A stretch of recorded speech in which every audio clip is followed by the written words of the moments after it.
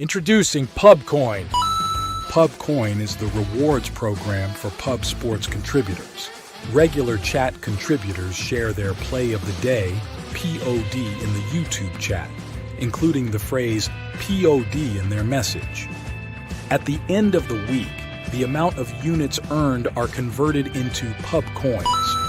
Pubcoin can be used as reward points for prizes, shop discounts, and contests. Hey, what's going on, y'all? It's Mills here, Pub Sports Radio. Do you guys want to challenge the personalities here at Pub Sports Radio? Do you guys think you're better than them at entering in your MMA predictions and picks? Would you want to get paid for it? $100? Here's how you do it, man. You sign up right here at the link below. It's just this easy. PubSportsRadio.com. Enter your email. Pick your weekly picks. That's it. Oh, and you get bonus points if you can predict how they're going to win in what round. Every single week, a new winner's getting crowned. So every Saturday on Pub Sports Radio. So come on and check us out. You can win $100 just for signing up. Only thing you need to do is see if you can beat us here at Pub Sports Radio by entering your UFC predictions and picks weekly. Do it. I dare you. See you guys soon.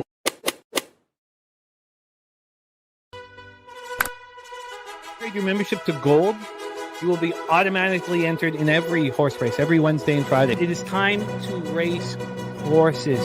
We are racing camels today. Shout out to the Gold members. We're racing in San Antonio immediately here. And we're off. 2 minutes, 74 canals on this racetrack. It's wide.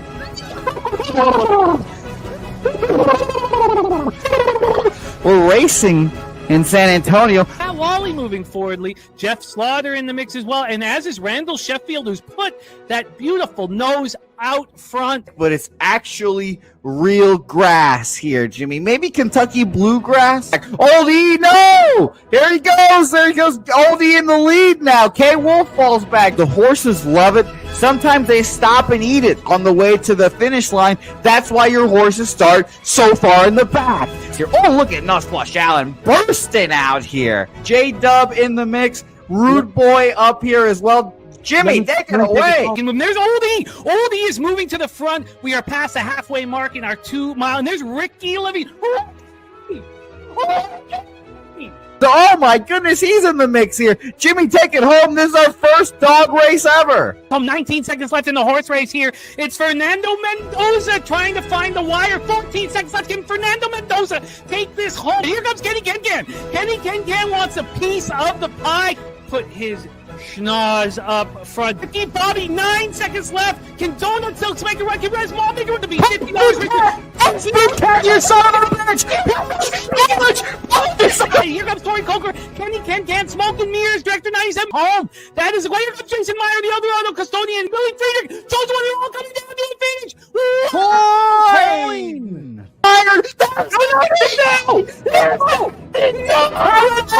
Nowhere!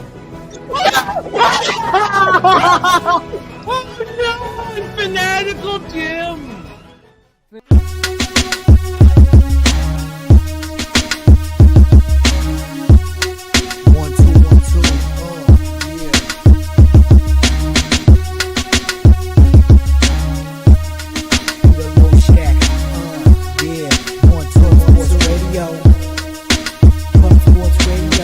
From the corporate Peter Low Shack, legendary sports handicapper, more dapper than a dawn. Father young phenom, known as Jimmy, who declared one day that the bag was here to stay. Information like a PSA, when we all PSR, Pub Sports Radio is all. Is a man named Slaughter and he flipped the script. No competition in this they quit the trip. But we say we be pubbing, betting with the bag and you love it. We want a top 10, we above it. Let's check. What cappers, gamblers, punters, hustlers, low baggers. Woo! Happy Wednesday, January 21st to all of you. Thank you for watching Betting with the Bag right here on Pub Sports Radio. I'm sorry I started late, man. It doesn't matter how late I stay up or how early I wake up. I was panicking getting my action in. I was at the point where I was trying just to get through those last 10 p.m. college basketball games. I got through the first 48. And God, I 16 bets in. I was like, my friends want me to get my action in without panicking too much. I really pride myself on starting the show on time, so I apologize. But good God, the battle that we waged. So I apologize vehemently.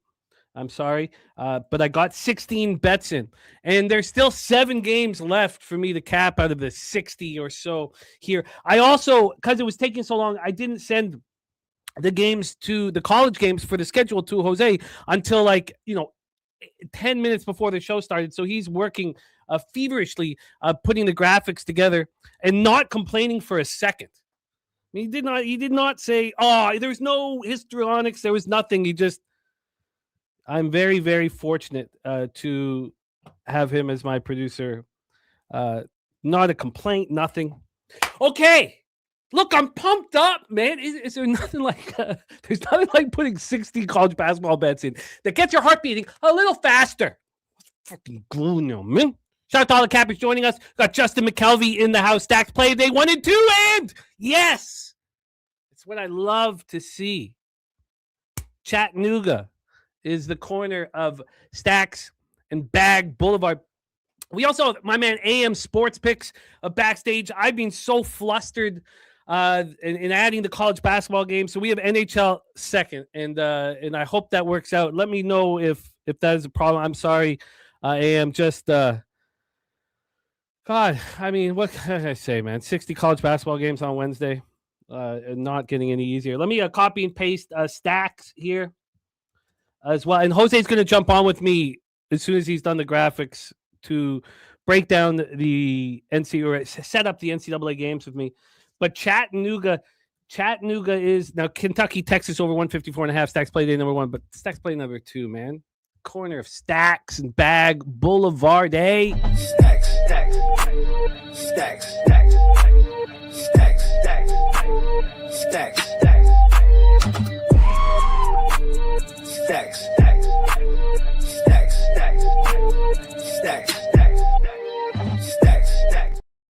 We have the truth teller in the house. He is the Seahawks parlayed money line with a tennis bet that already hit. Says, I believe the Seahawks will find a way to get the win just like they did last game. That's a very legitimate feeling to have, man. They're a hell of a football team.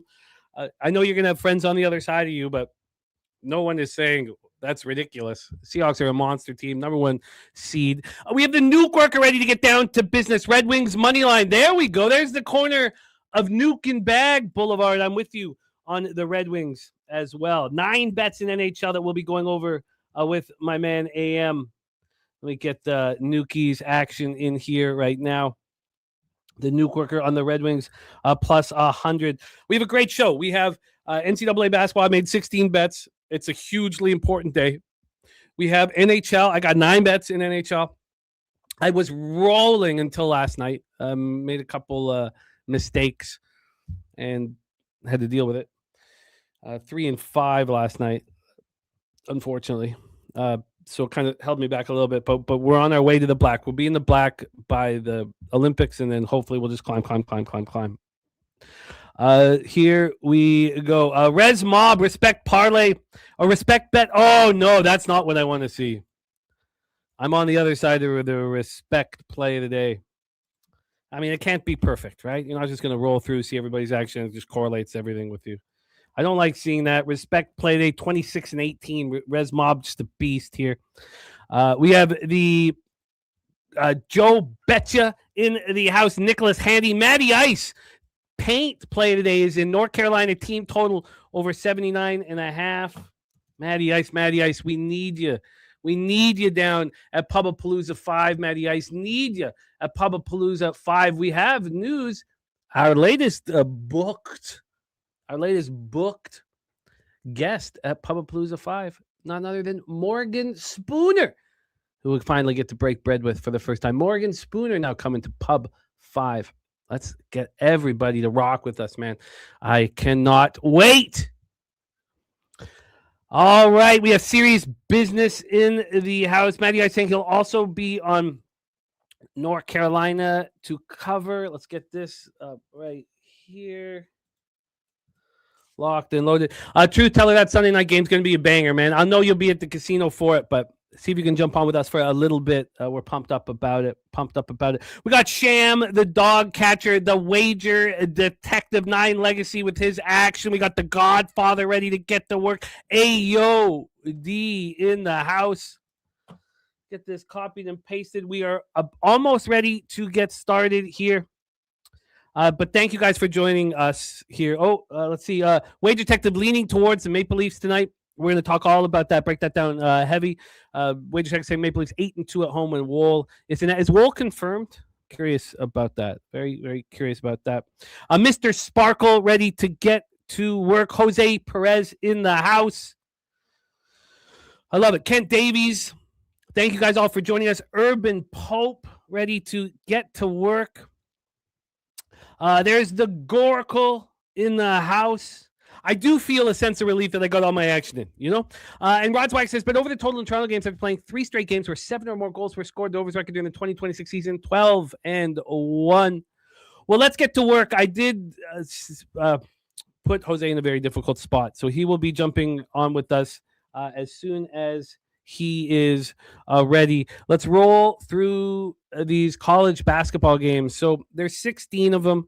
I still have the final 8 that I need to go over, and we'll have this will be moving much quicker here shortly. Let me get the for some of these games we're going to use Action Network, even though I don't trust it. And some of these games we can use the odds logic board, and some of these games we can't use either. So that's just the way it works. Let's get started with my first spot on today's board. We start 7 p.m. Eastern with the Murray State race. Oh, no, we don't. Yes, we do. Sorry. That's right. Sorry. We start because it's out of order a little bit. The Murray State Racers 16-3, 8-0 in the MVC. Yeah, you know me at Drake Bulldogs 9-10, 3-5. Missouri Valley Conference. Knapp Center in Des Moines, Iowa. Now, Murray State Racers have been monsters. They've covered 6 straight first halves. And Drake has an important basketball player, 6'6" kid out of Montreal, Quebec, Exacta, who's he's been out for 5 games. It's hurt them. He's been out and it's hurt them. And he is not here, but they've gotten a little more comfortable with handling his injury over the last 5 games. There's Morgan Spooner in the house. Spooner, I just talked about you coming to Pubapalooza 5. Man, I'm pumped up. I feel like we're going to have a monster day here today. I'm pumped up. Let's bring on my co-host and the producer here of Betting with the Bag, who has got all of these college basketball games up so last minute. And very thankful. Please welcome from San Antonio, Texas, our guy, Mr. Jose Bouquet, to the program. Jose, how are you, my friend? Good. Excited to talk about the basketball again. Still riding the high of a Vegas prostitute telling me I have a fat ass. So nothing can ever be taken away from me now. It won't. We might take it away from you maybe at Pubapalooza 5. But for the next 3 months, you got this. Flying high here. True Teller, that's great news, man. I'm really happy about that.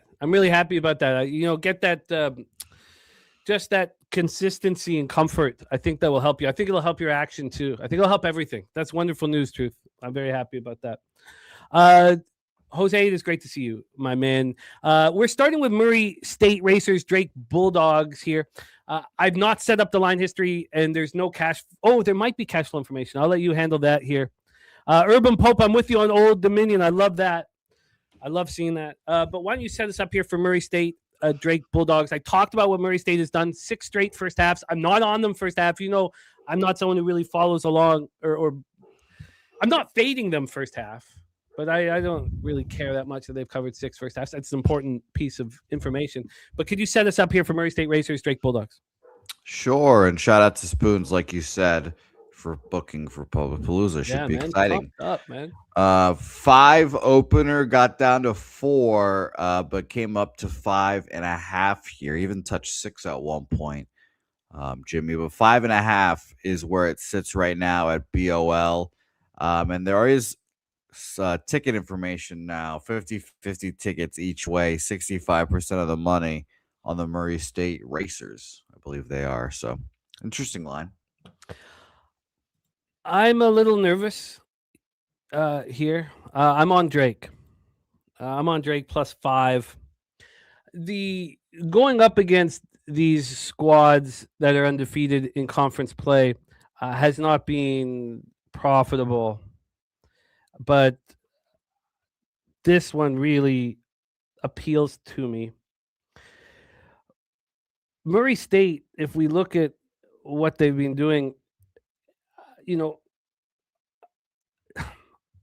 I'm in all of these last 6 games, they get out to this huge lead, and I guess they take their foot off the gas, and the opposition comes back here.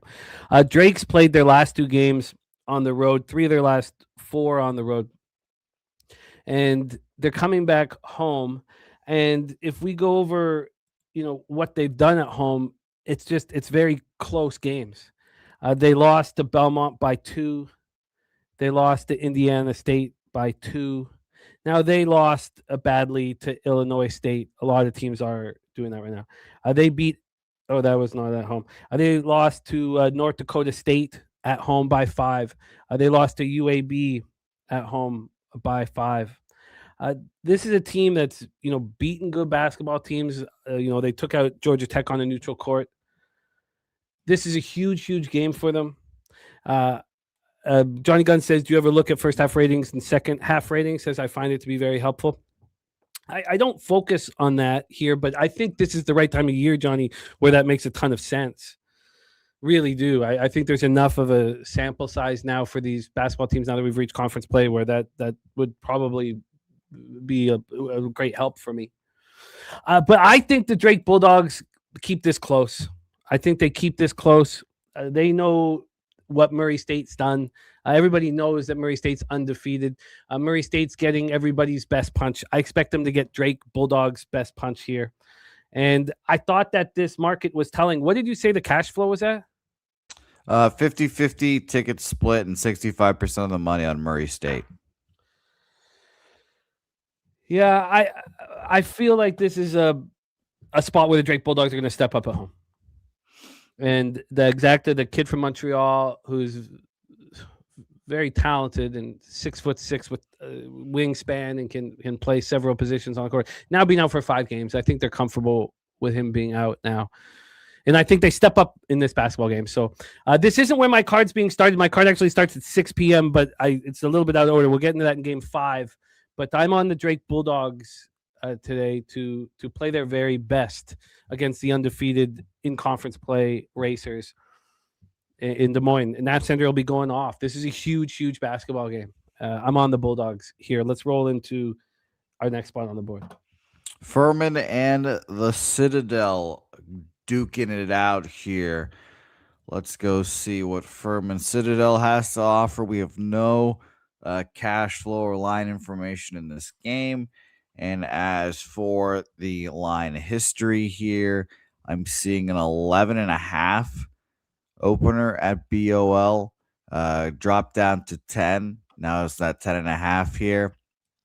Bookmaker opened this up at 11 and is at 10.5 there as well. So I moved on the Citadel plus 10.5.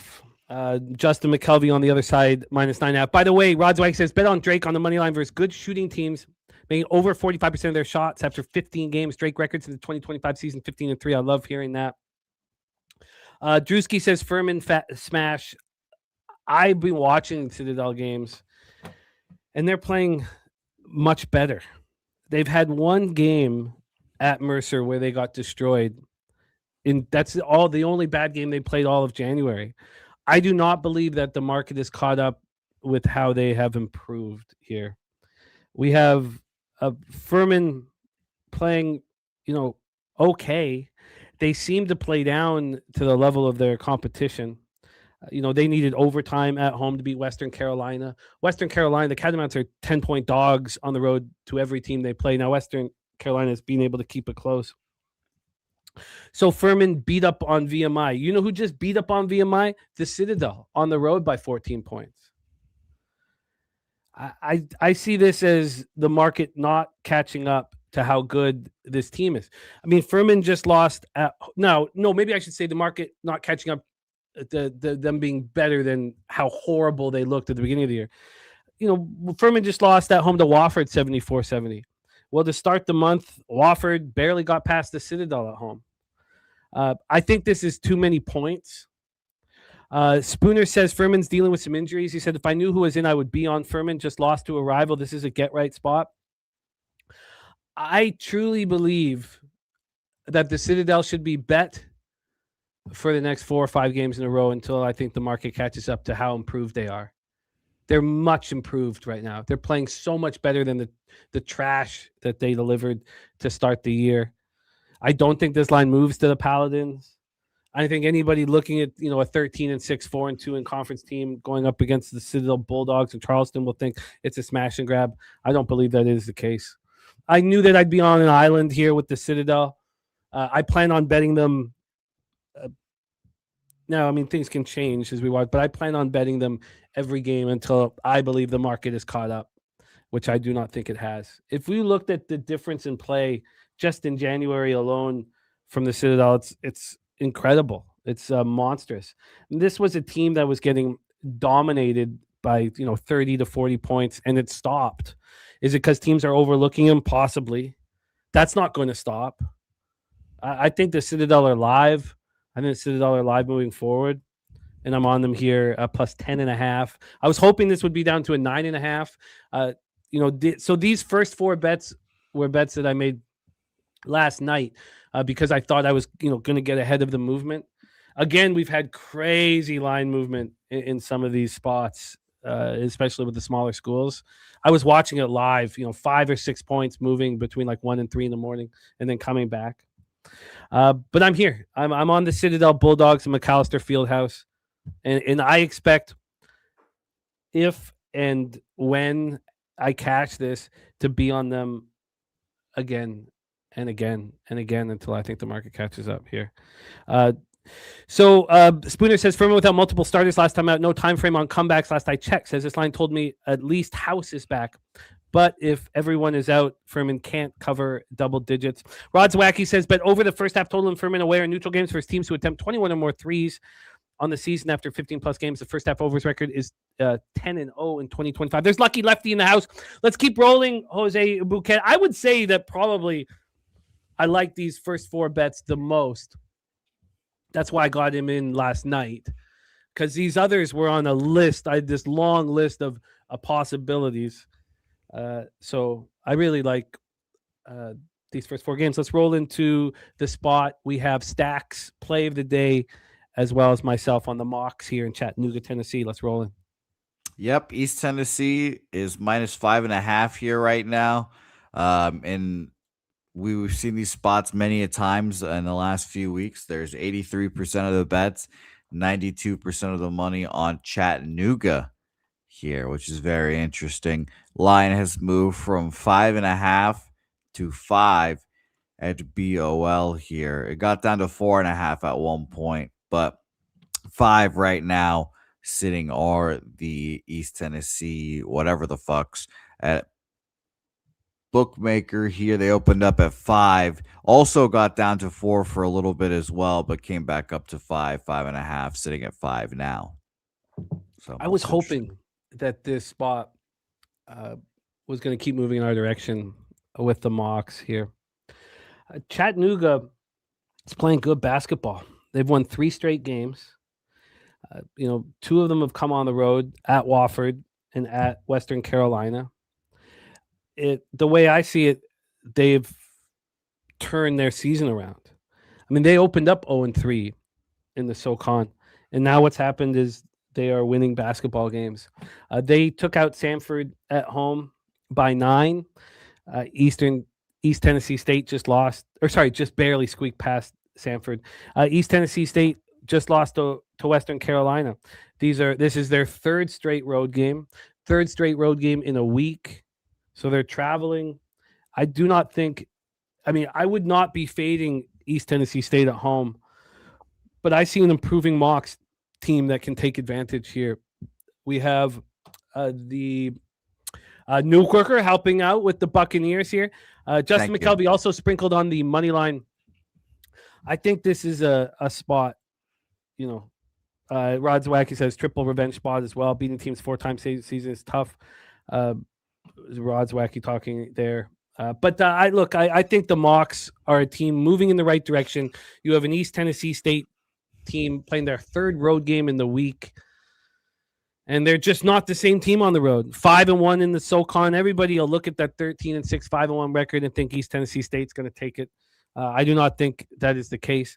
In fact, I wouldn't be surprised if the Mocs are right behind the Buccaneers when we are at the end of conference play, like within a game of their in-conference record. So I'm on the Chattanooga Mocs here at McKenzie Arena in Chattanooga, Tennessee. Let's roll on, Jose. Okay, we roll on to Georgetown Villanova here.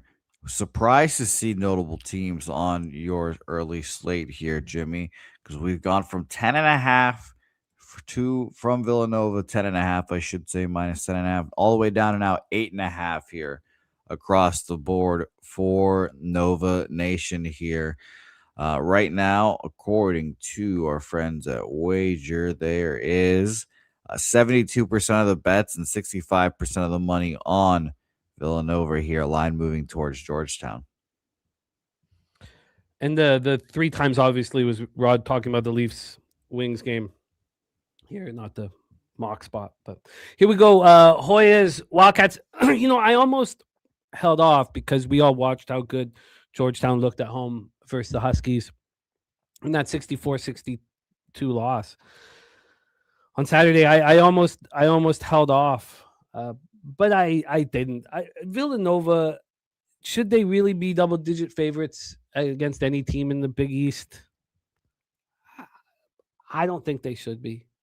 They've lost their last 2 home games. They lost by 4 to Creighton. They lost by 7 to the Johnnies. This is a Georgetown team playing tough, man. They lose by 2 to UConn. They lose in overtime to Creighton. These are all close games. And Justin says he wants to bet Georgetown. We also have a couple trends there. Rod Zwacky dropping us for the Mocs of Chattanooga. I'd love to see it, Rod. Thank you. Keep throwing them in there. They're very important for our cap. I think Georgetown is a team playing better. And they know what their conference record is. They know that they need to step up. I think they can carry the momentum of the last week. Taking Creighton overtime at Creighton, almost taking out UConn at home. The fact that we all watched them almost take out UConn at home gave me pause. But this was a move I made last night. I got the plus 9.5 at minus 108. And I think that Georgetown can stay within double digits with the Wildcats that we don't think are that good this year. So I'm on the Hoyas here to continue what we've seen from them. And I got them plus 9.5. So those are the first 4 bets that I made last night. At the time, the lines were moving insane with some of the small schools. I mean, American went from a pick 'em -1 to -7.5. I was watching these lines move in real time, and I didn't want to mess with those games because they were just the moves were so violent and extreme. But here, the lines were moving in the direction of the teams that I wanted, and I moved on these 4 last night. When I look at my card here, this is the type of card that I succeed in. Drake plus 5, Chattanooga plus 5, Georgetown plus 9.5, Citadel plus 10.5. When I look at my card and I've got these 5 to 9 point favorites, generally it doesn't bode well for me. So I really like these first 4 spots, moved on them last night. These next 12, really 11 games, I believe, but the next 12 are all spots that I have hammered this morning, and that's why we started a few minutes late, and I apologize for that. Steve Miller, yes, he's going to be back very soon, but not yet. Still baby time for him. But we are crushing NBA. I'm 92-68 on the year, up 9.39% ROI. We have Darryl Rice. It's Derl rocking with us today. So let's roll on, Jose. So now we actually move to the 6 p.m. game. So this is actually the first game on my card. So let's set this one up. Lafayette Leopards, Boston University Terriers. Read the Case Gym in Boston, my man. Yep, Lafayette here, which makes me think of Hamilton. No ticket information on the side or total in this game, but I can tell you this line opened up at 3.5 at Bookmaker. It's up at a 5 now. 5 across the board, except for one place, our friends at BOL. BOL opened up at 3.5. It's just a 4 there. According to this site, the site that we look at, it got up to 9 at one point, which I kind of don't believe. But no, it did. It did. Wow. And I was watching it, and it was crazy because I wanted Boston University, and I was watching it in real time climb. We've seen these spots happen, and they're these extreme market moves, and then they come back. Is it market manipulation? What the hell is it? But sorry, keep rolling. Yeah, it's interesting. Yeah, I didn't think that was real. Like Bookmaker got up to 8.5, which is interesting, but has come back down. It's at 5 right now, is where it settled. So, I mean, the back and forth, there's no market information in the game here. So I can't tell you that there's a bunch of bets on BU, but it's very interesting to say the least. And we do have information from Action. They have 77% of the tickets and 80% of the cash on Boston University. We know that the limits are pretty low. So watching the lines move as that violently is tricky to, put together and to make sense of. But I really like Boston University in this spot. So I was going to be very curious as to what it was when I woke up. The fact that it came back didn't bother me. I got the 4.5 on the Terriers here. And you have Lafayette playing poorly on the road. They just lost by 26 at Navy, and they lost by 7 at Bucknell. I'm on Bucknell today. And then they come home and they get all that anger out against Holy Cross. They destroy Holy Cross 74-55. You have Boston University off of 2 straight losses. And they at home, they beat Army by 9, and then they lose to Lehigh Valley in overtime. Then they go out to Loyola, Maryland, and then they lay an egg, 74-57. I see this as a very angry Terrier group.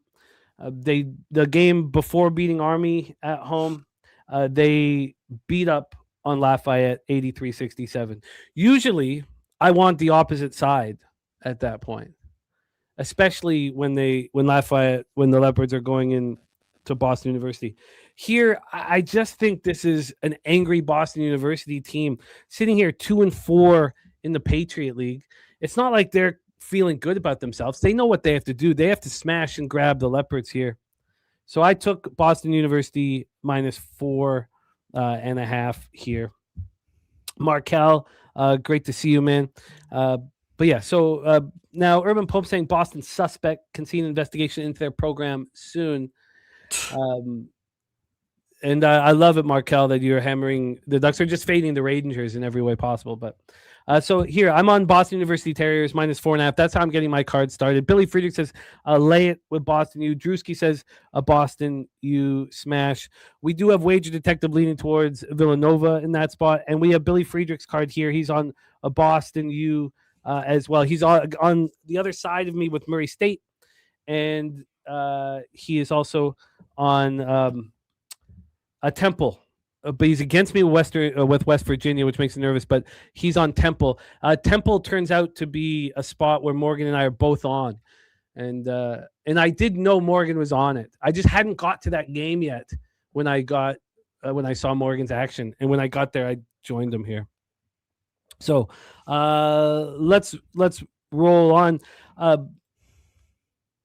Yeah, Wage Detective. I mean, look at the other lines here. I mean, Hoyas are 1-6 in the Big East. It opened where I expected it to, and it's moved where I expected it to. So if you want Villanova, I would probably be patient. I think this could go down to an 8 there. But here I am. I'm on Boston University Terriers. I almost never back a team that defeats the opposition on the road and then comes back home. It's a great spot, I think, to fade the Terriers, but not here. Not after 2 straight losses. Not 2-4 in the Patriot League. I think they step up and beat Lafayette here. Let's roll on to the next spot on the board. Indiana State versus Bradley. Next up on our board here. Let's find our friends, the old Sycamores here. We've got a -7 opener for Bradley. 8.5s popping up on the board here as well. A flat 8 -110 at BOL. Was an 8.5. Was even a 9 at one point, but has come back down to an 8 over at BOL. As for tickets information here, we have 50-50 each way for Bradley, Indiana State, but 65% of the money on Bradley here.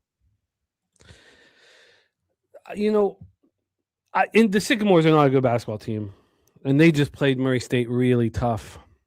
We know Murray State. We know everybody's given Murray State their best punch as they're undefeated in conference play. We also saw Indiana State beat Illinois State at home. So it's, 2 real impressive basketball games for Indiana State back to back. And now they face a Bradley team who, they beat at home. They beat Drake by 27. Then they took out Northern Iowa at home. Now, maybe those aren't the elite teams here in the Missouri Valley Conference, but they're coming off a terrible basketball game. Losing 88-62 at Illinois State. They were 5.5-point dogs. They were down 13 at half. They shot 35% from the field and 36% from 3. They were just terrible from start to finish. And I think they take that out on the Sycamores, who have played their last 2 games have been their best games of the year. Are they going to continue this and keep this rolling? It's not, an impossibility. Before that Murray State game, Sycamores looked bad on the road. They lost by 2 to Drake. They lost by 9 at Northern Iowa. They lost by 20 at Illinois State. They lost. The only win, they have that one win. Oh, they beat SIU Edwardsville very early in the year. They lost by 16 at Charlotte. Then they're just a team that I think, I don't know what to make. Do we expect them? Like, there's some teams where you see the momentum, you see them stepping up. I just see Bradley as a smash here, an angry group. And so this is my only double up of the entire board. I'm on Bradley first half and full game. I got the first half -4.5, -115. I got the full game -8.5, -115, both at 365. And, I think the Bradley Braves are a good basketball team, and I've been able to have a decent read on them. The question is, are the Sycamores a completely different group now? And I don't think they are. So I'm on the Braves. My only double up, first half and full game on the Braves at Carver Arena to step up. Let's roll. We roll on to Tulane FAU here. The Green Waves are 10.5-point dogs to FAU here. Right now we have 10.5s across the board here. Was 11 opener at BOL. So at least there is that for Tulane here, but down to 10.5 here. As for where the market lies here, let's see. We have 50-50 cash and tickets, essentially. 50-50 on the tickets and 52% of the money on FAU. This is an expensive price for Florida Atlantic because they're smashing teams at home. They also went to Tulane and lost 69-66 back on the 4th of January. That's just 17 days ago. They remember that shit. And what have they been doing at home? Smashing teams and smashing good teams.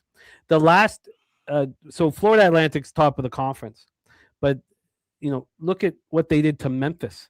Memphis, the only in-conference loss Memphis has taken this year was at Florida Atlantic, and they lose by 11 in Boca Raton because every team is losing by double digits here.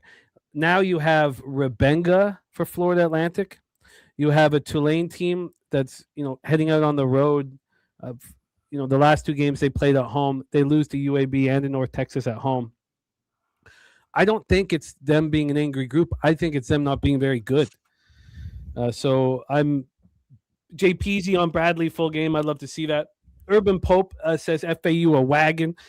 Nikolai in the house says Boca represent. Here, I'm on Florida Atlantic to win by double digits. We've backed them to win by double digits.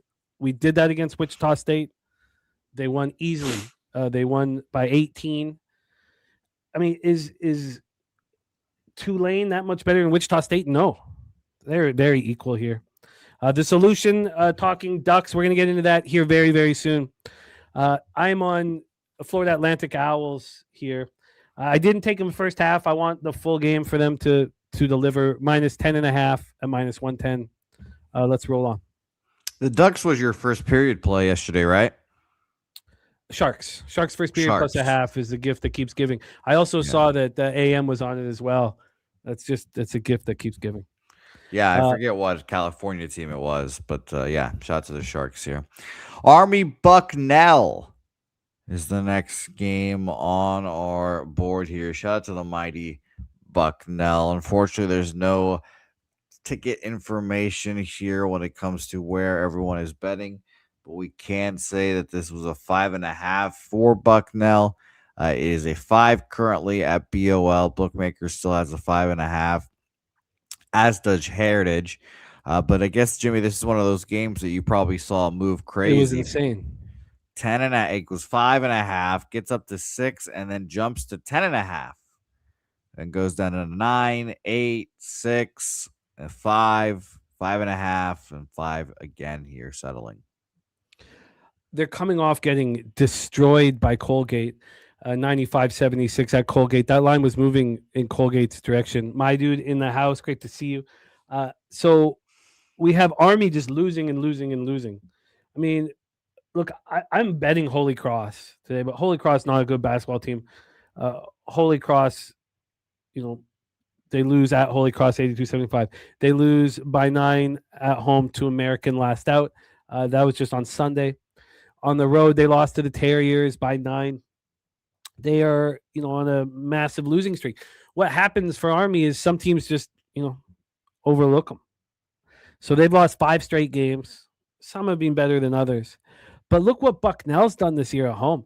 Bucknell's just been delivering it. Urban Pope says, why is this total so high at 144? Says, I don't see either team scoring, over 70. Let's go over what Bucknell has done at home. They took out Lafayette by 7. Took out Laurel and Maryland by 3. Took out Lehigh Valley by 7. Those are the 3 conference games here. Teams that I think are better than Army in this one.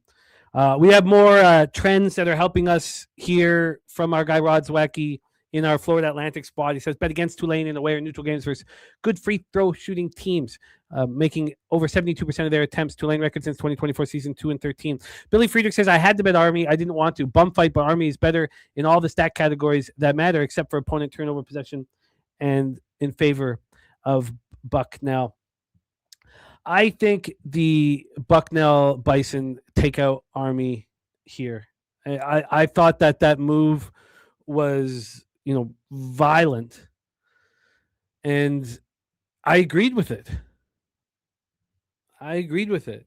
So I waited until the morning to see if it would come back. We've seen these line moves when they've gone heavily in one direction and like extreme heavy, 6-7 points, and then come all the way back. That initial move was right.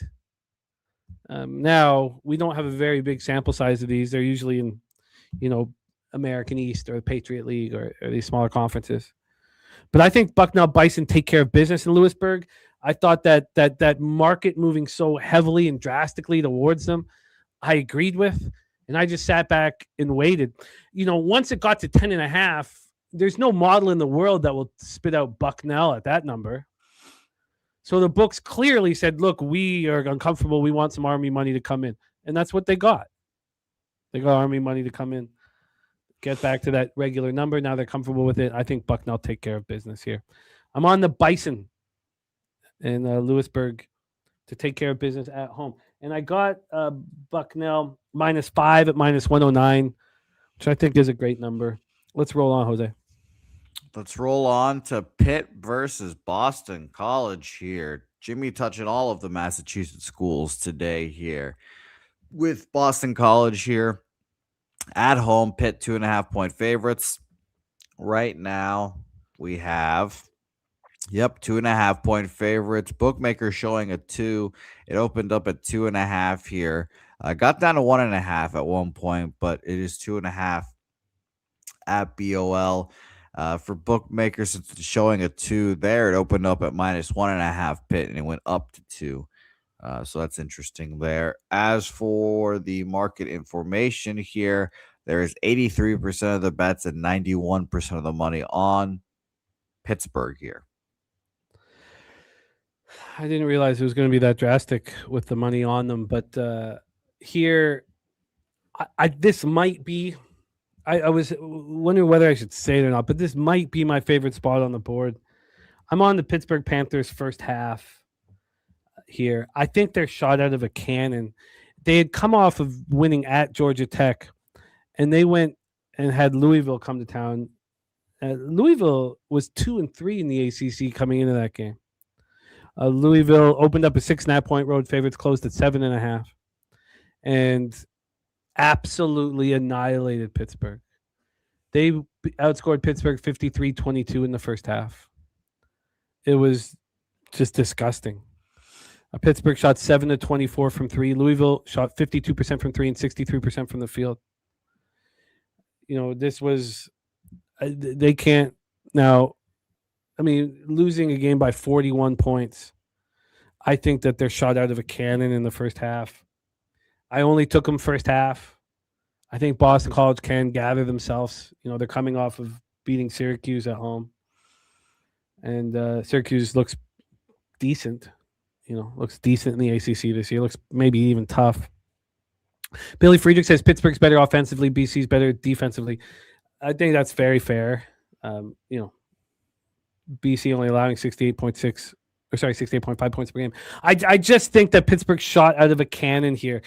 Angry group, absolutely embarrassed at home. Get out on the road. You were just outscored by 31 points in the first half last out. Now go step up early, and I'm on them here. Rodswag says bet against Boston College in home games on the first half line when playing only their second game in 8 days. Wow, that's great. I love that. Boston College record on first half line since 2024 season, 2-16 against the spread. Wage Detective saying Pittsburgh 18-4 all time versus Boston College. I think, look, this is just a situational spot. You were completely embarrassed in the first half last out in front of your home fans.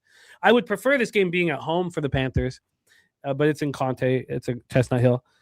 Just my 2 cents in the house. Our new Locker Room Talk podcast finally out. We're so excited to have UFC back, man. We've missed you guys. Justin McKelvey is Pittsburgh -2.5. I just have him first half. Again, I got a pretty nice number. I have him first half at -1, -108. Jose, let's roll on.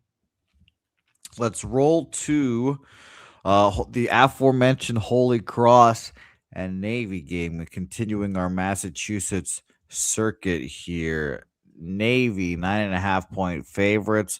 No market information in this game, unfortunately, still. And as for the line history, we've gone from 9.5 at BOL, but 10s at Bookmaker and Bowdog here. 9.5s at Heritage still and BOL, which is interesting. I'll look at Heritage real quick. Heritage opened up at 9, got 9.5, got up to 10, but came back down. Bookmaker opened this up at 9.5 and bumped it up to 10, and then BOL opened this up at 9.5, went up, and then came back down to 9.5. I'm on Holy Cross plus 9.5. I kind of wanted them first half. I didn't move on them first half. I moved on them full game. These teams played each other. Navy went to Holy Cross on the 3rd of January, beat them by 7 here. And we have Holy Cross had a 2-game winning streak. That was a legit winning streak. They won 84-73 at American. It was a big upset. They at home took out Army 82-75. And then they got smacked in the mouth at Lafayette, 74-55. I was just on Saturday. And I think they bounce back here. I think they bounce back against the team that took them out in their barn. I think they can stay within double digits. I got the plus 9.5. I did probably prefer first half, which means maybe I should. I'm not going to double down on the Crusaders. Look, the Crusaders are a questionable basketball team. And, before those 2 wins over American Army, we thought they were going to be down with Army and Loyola Maryland as the worst teams in the conference. They're not. And I think that they can stay in this basketball game.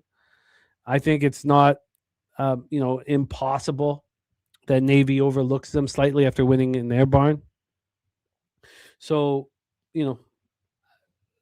Navy coming back home, and Holy Cross wants another shot at them. The 65-58 loss, Holy Cross scored 21 points in the first half. It did open up in the second half. Holy Cross were 5.5-point dogs. Here they're 9.5-point dogs. Holy Cross lose by 7, and they shot 36% from the field and 29% from 3. If they shoot slightly better, they win the basketball game. And if they shoot slightly better, they certainly cover here. Drewski with me on Holy Cross. So I'm on Holy Cross plus the 9.5. I still feel like that first half might have been the better look. But I'm on Holy Cross to fight, to punch, to battle. Let's roll on to our next spot. Sure, let's get out of Massachusetts and go to Old Dominion here versus Troy.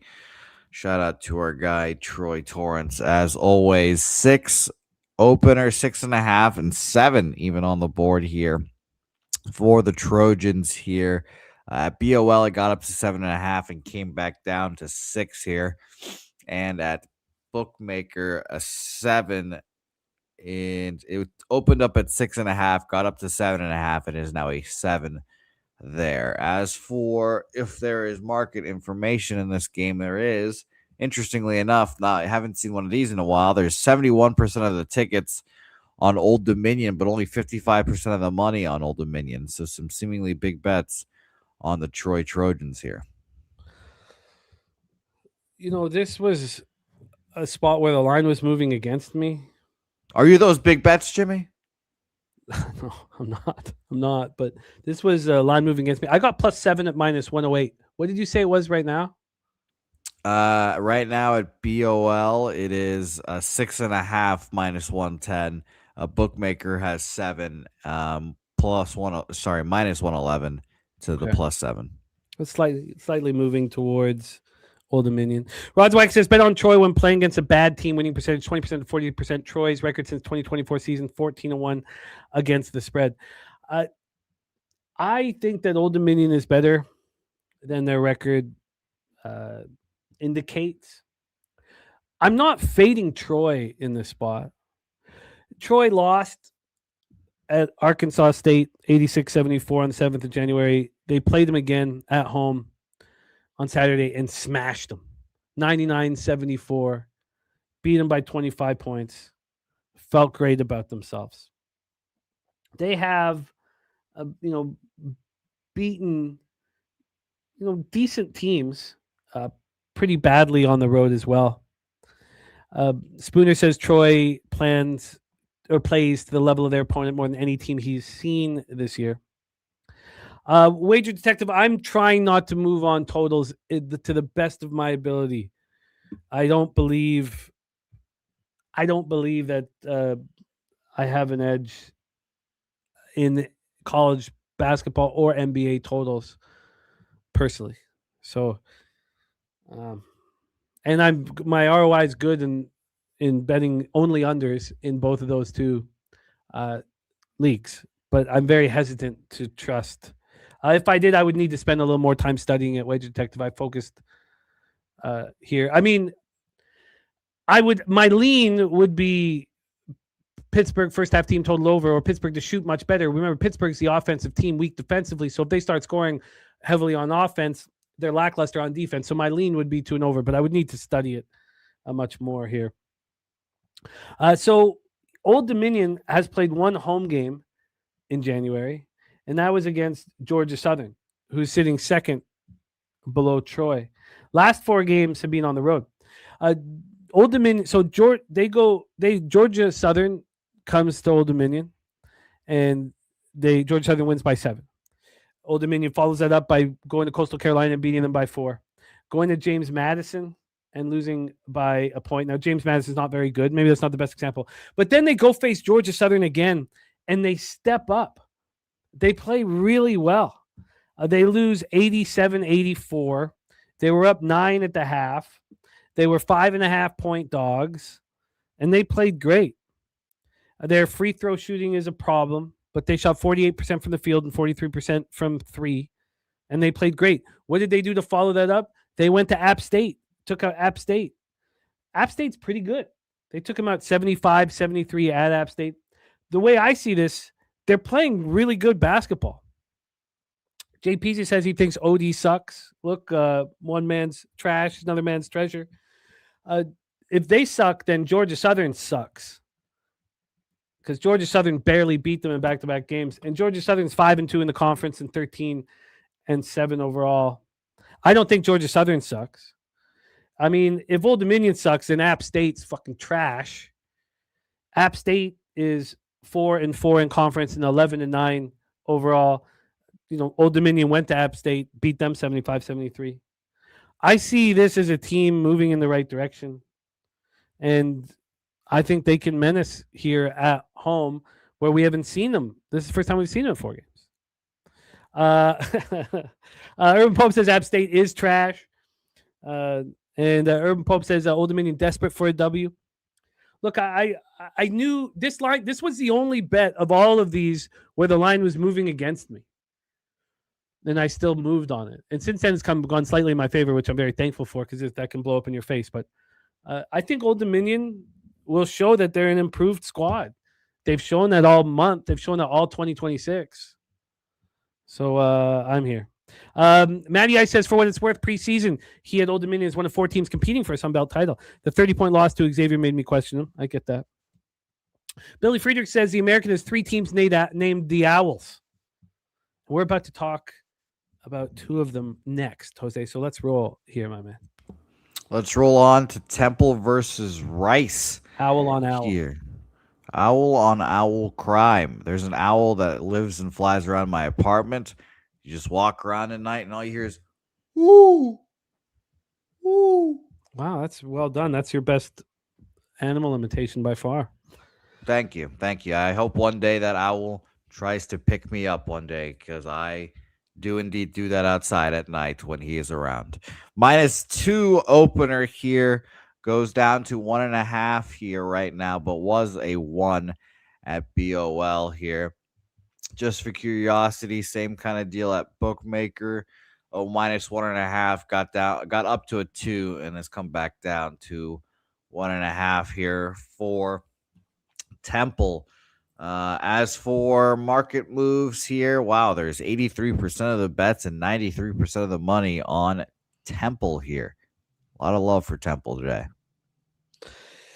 Yeah, this is the our first spot where we're on the corner of Boone and Bag Boulevard. We're 8-1 in these spots, and it wasn't just us here because let me get to where did I put my man Billy Friedrich's action?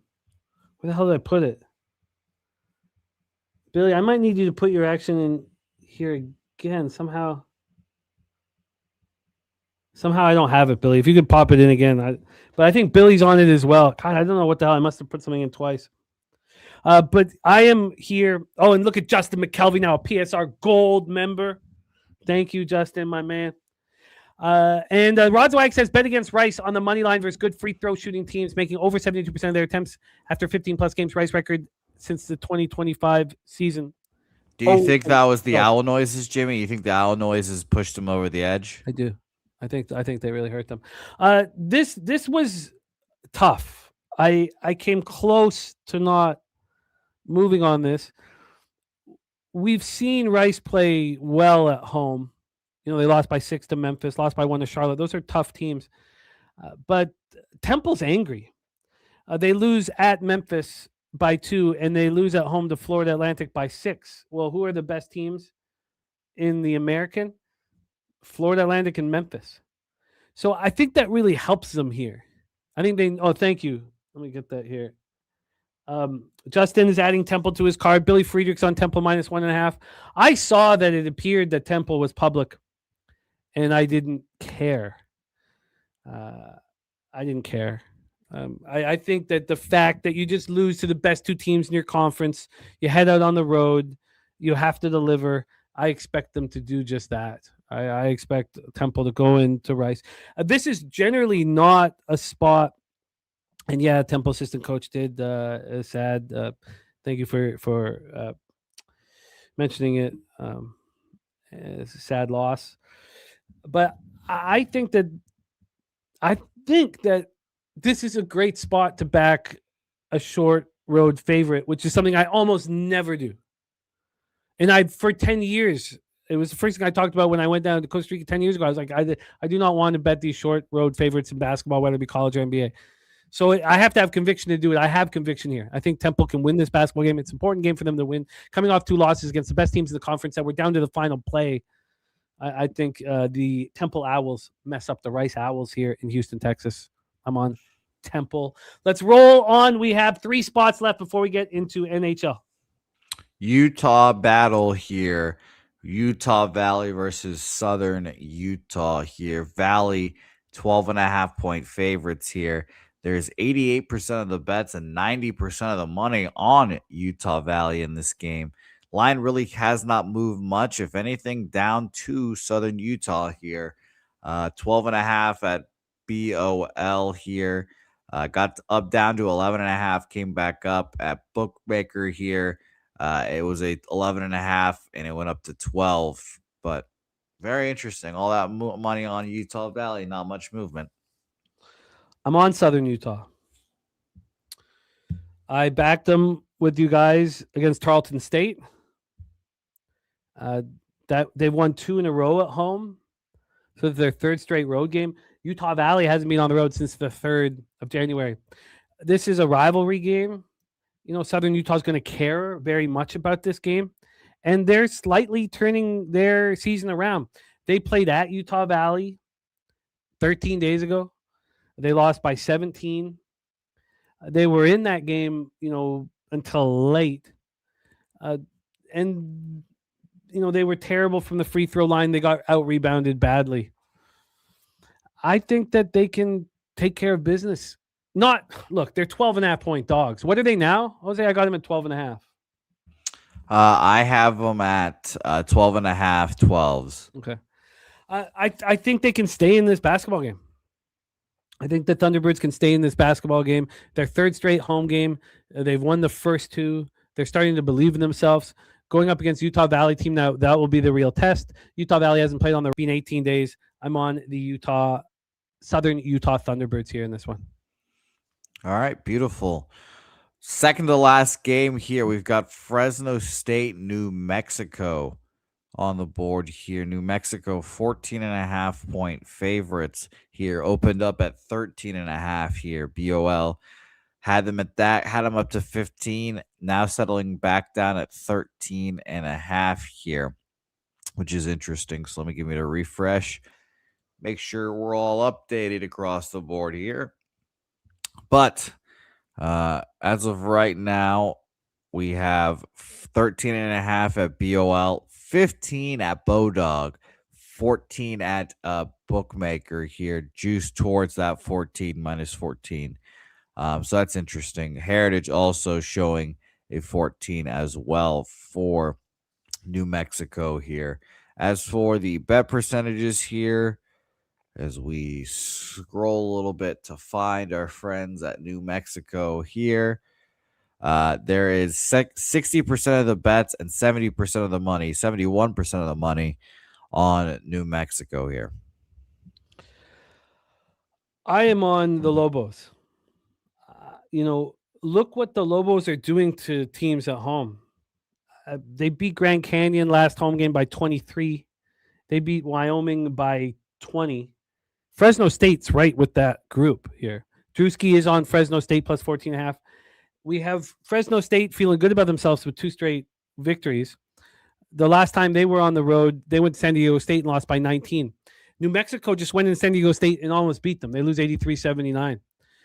So I got New Mexico coming off of a loss and wanting to smash and grab at home. I don't want 14-point favorites ever. So I need to have conviction to move on them. And this is a spot I did not want to bet, but I felt like I had to bet that the Lobos smash and grab the Bulldogs here.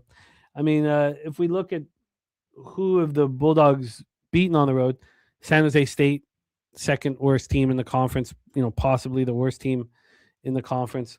They lost by 12 at UNLV. They lost by 2 at Cal State Northridge.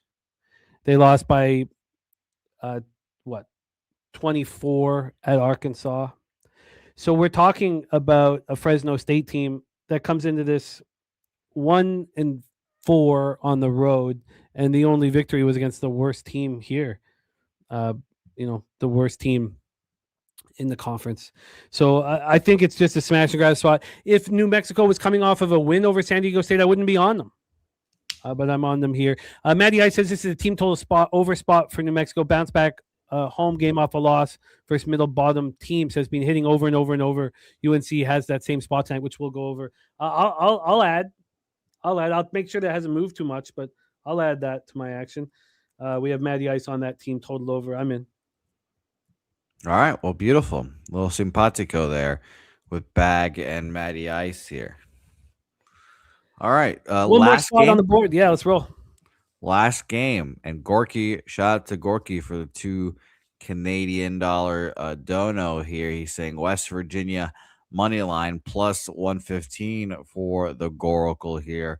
And we're talking about the last game, Arizona State, West Virginia here. Now, market information on this game. We have none, actually. No tickets, no side, no total in this one here. But as for line movement, I'm seeing Arizona State go from -1 to 2.5 to 3 at Bodog there as well. So that's interesting. BOL opened up -1. It got it to 2, dropped back down to 1.5, but then comes right back up to that 2.5.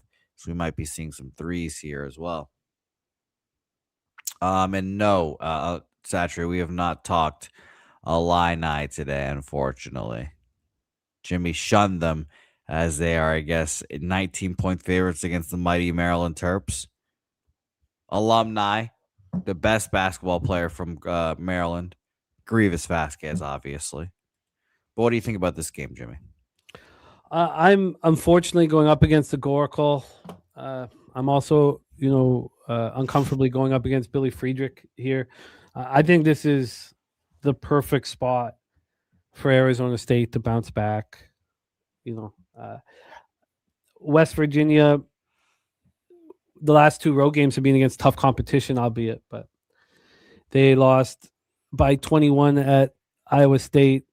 They lost by 29 at Houston. Arizona State just lost by 30 at Houston. It was a very different style of game, much, much more offensive. Arizona State also went to Arizona and stepped up. They did lose 89-82, but covered and looked great. Last home game, they took out Kansas State. Kansas State is a bottom team. That's their only win in conference. But, I want to fade West Virginia on the road. I want to back West Virginia at home. It's pretty simple. And look at that. Rod's Wacky 10-star play of the day is the New Mexico Lobos -19.5 at plus 175. 10-star play of the day. Lobos -19.5 at plus 175. The solution with me on Arizona State, I think this is just the perfect place to back them. They're coming off playing arguably the 2 best teams in the country. And now they're back home. And I think they can show it against a team that struggles on the road. It's simple for me here. I understand why they're only 2.5-point favorites, and I get why that would appeal. But I want to fade the Mountaineers on the road. I want to back them at home. and I'm on the Sun Devils here to close up shop. All right, well, head to head, Gorky and Jimmy the Bag. That'll be fun to watch. Yeah, it's not a place I want to be here. Unfortunately, AM can't join us for NHL, so I'm going to rock through NHL here.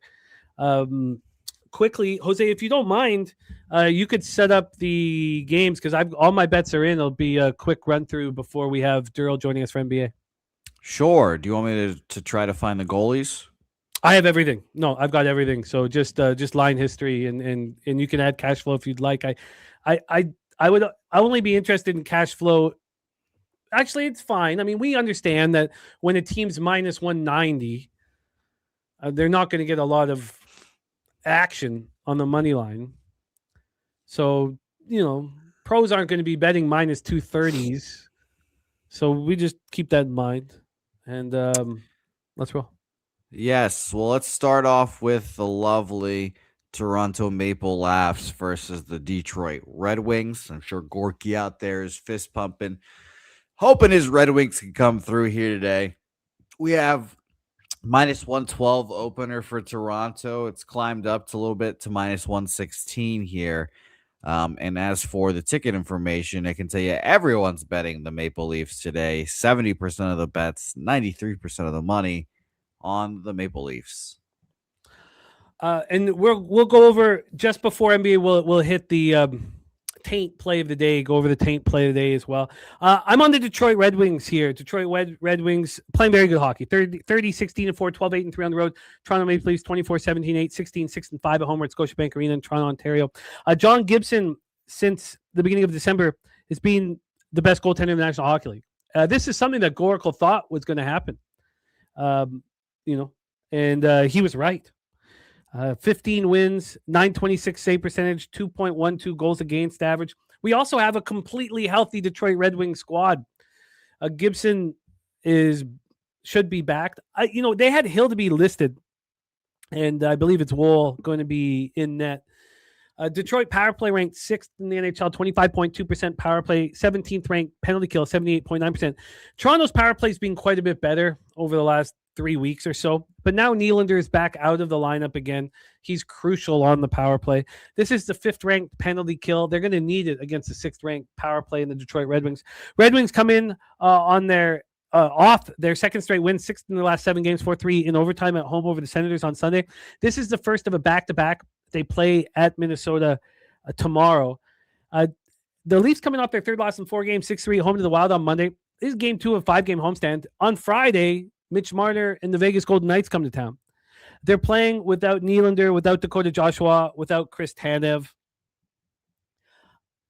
I want to fade the Leafs a lot. I want to fade them whenever they're a favorite. And I'll be interested in backing them when they're a dog. I also was cashing unders when Nylander first got hurt. I'm not sure if I'm going to go back to that well right now, but I could understand anybody doing that. Wager Detective says Red Wings 27th of 32 strength of schedule. That's because their division's trash. They're terrible, that division. Billy Friedrich says Detroit's a fade tomorrow. They're 1-6 this season on second game of back-to-back if they're on the road. Nuke Worker with me on the Detroit Red Wings. Yeah, I plan, and we'll see how it goes, but I may be fading the Leafs on this homestand. And we've done a really nice job. This is the time of year. I wish the Olympics were messing it up where we have long homestands. I told you guys, I thought Utah Mammoth were going to sweep their homestand. They're playing their 7th game of their homestand night. They're 5-1. They lost 1 game in overtime. I'd be interested in fading this Leafs team quite a bit here. Again, we have Mel talk about it all the time. You fade the Leafs as a favorite. You fade them against, middling teams. Now, Detroit's not a middling team, 30, 16, and 4, but I'm not sure if they're as good as their record indicates. I think their division is really weak. But I copied and pasted your action, Billy, about tomorrow. And Billy's also on Detroit money line. I'm on Detroit money line. We have Philly Eagle Flyer on a dog and draw. Let's roll on to Ducks Avalanche. Ducks Avalanche. Big favorite are the Avalanche here. They've been, the juggernaut team like you've been talking about all year. There's money line information is kind of useless in this game, but I can tell you that this line has moved from minus 277 to minus 284 at BOL. Bodog has minus 320. I mean, it's gone up for sure. They opened up at 285 at Bodog, so big favorite are the Avalanche here. I could get to the Avalanche. I could. They're actually getting a little bit healthier. Landeskog still out. So is Kivaranta, LOC, Logan O'Connor, and Devon Taves. Rod Zawacki is on the draw in that Leafs game. Says Leafs win in overtime. We have Lucas Dostal going up against Mackenzie Blackwood. Dostal 16, 12, and 2, 3.15 goals against average, 889 save percentage. Blackwood 13, 2, and 1, 2.26 goals against average, 917 save percentage, 2 shutouts. Anaheim is playing without 3 key forwards. Troy Terry, Frank Vetrano, and Leo Carlson. So they're playing without 3 of their top 6 forwards. And that hurts them. As Swiggy's saying, they have won 4 straight. Shout out to Dabby Cab in the house. Ducks have won 4 straight, coming off 5-3 win at home over the Rangers on Monday. The Rangers look horrible. Colorado, number 1 penalty kill in the league. This is also game 6 of a 7-game homestand, which I love. They snapped their rare 2-game losing streak with that 5-2 win at home over the Capitals on Monday. I mean, that was just so easy. I think that the Avalanche should probably be bet on the puck line here. They should probably be bet on the puck line here. I don't bet them nearly as much as I once did, but game 6 of a 7-game homestand. Ducks off 4 straight wins after beating the Rangers. Still missing those very key forwards. I'm Matty Ice saying January 30th, next Friday, Breslin Center, Michigan State. Yeah, I think I'll probably add the Avalanche minus 1.5. I think it's worth adding. I just wanted to sit with it for a little longer. Let's roll on. I got 3 bets in the next game, Jose. Wow, 3 bets in the next game, and it's the Utah Mammoth versus the Philadelphia Flyers here. Minus 175 is what this was sitting at here. I'm seeing minus 170 at BOL now. Got up to minus 177 there. So it's come back down a little bit. Bookmaker minus 171 here. And interestingly enough, Heritage still minus 158. Opened up at minus 161 and dropped down to minus 158 there. That's interesting. Yeah, I talked about this game with TJ last night. And when it came down to it, this is not fading the Philadelphia Flyers. I'm not, if I was, obviously our job, we're scorecasting, we're predicting what we think is going to happen in the event.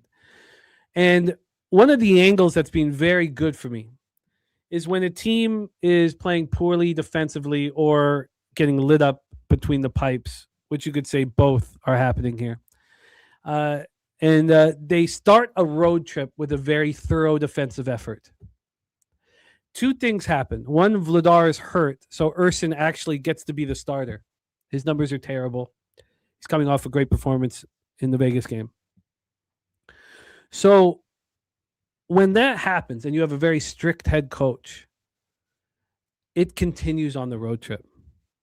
They know that they have to play a very tight defensive hockey game. So, unfortunately, I'm on the other side of Justin here with this one, and I doubled down on unders, and I'm on the Mammoth minus 1. We have the 2 now. This is another thing to keep an eye on because this hasn't always succeeded with me. In fact, the last time I was in this situation, the Flames scored 3 power play goals. But these are 2 of the bottom 3 power plays in the National Hockey League. Philadelphia is the worst power play in the NHL at 14.7%.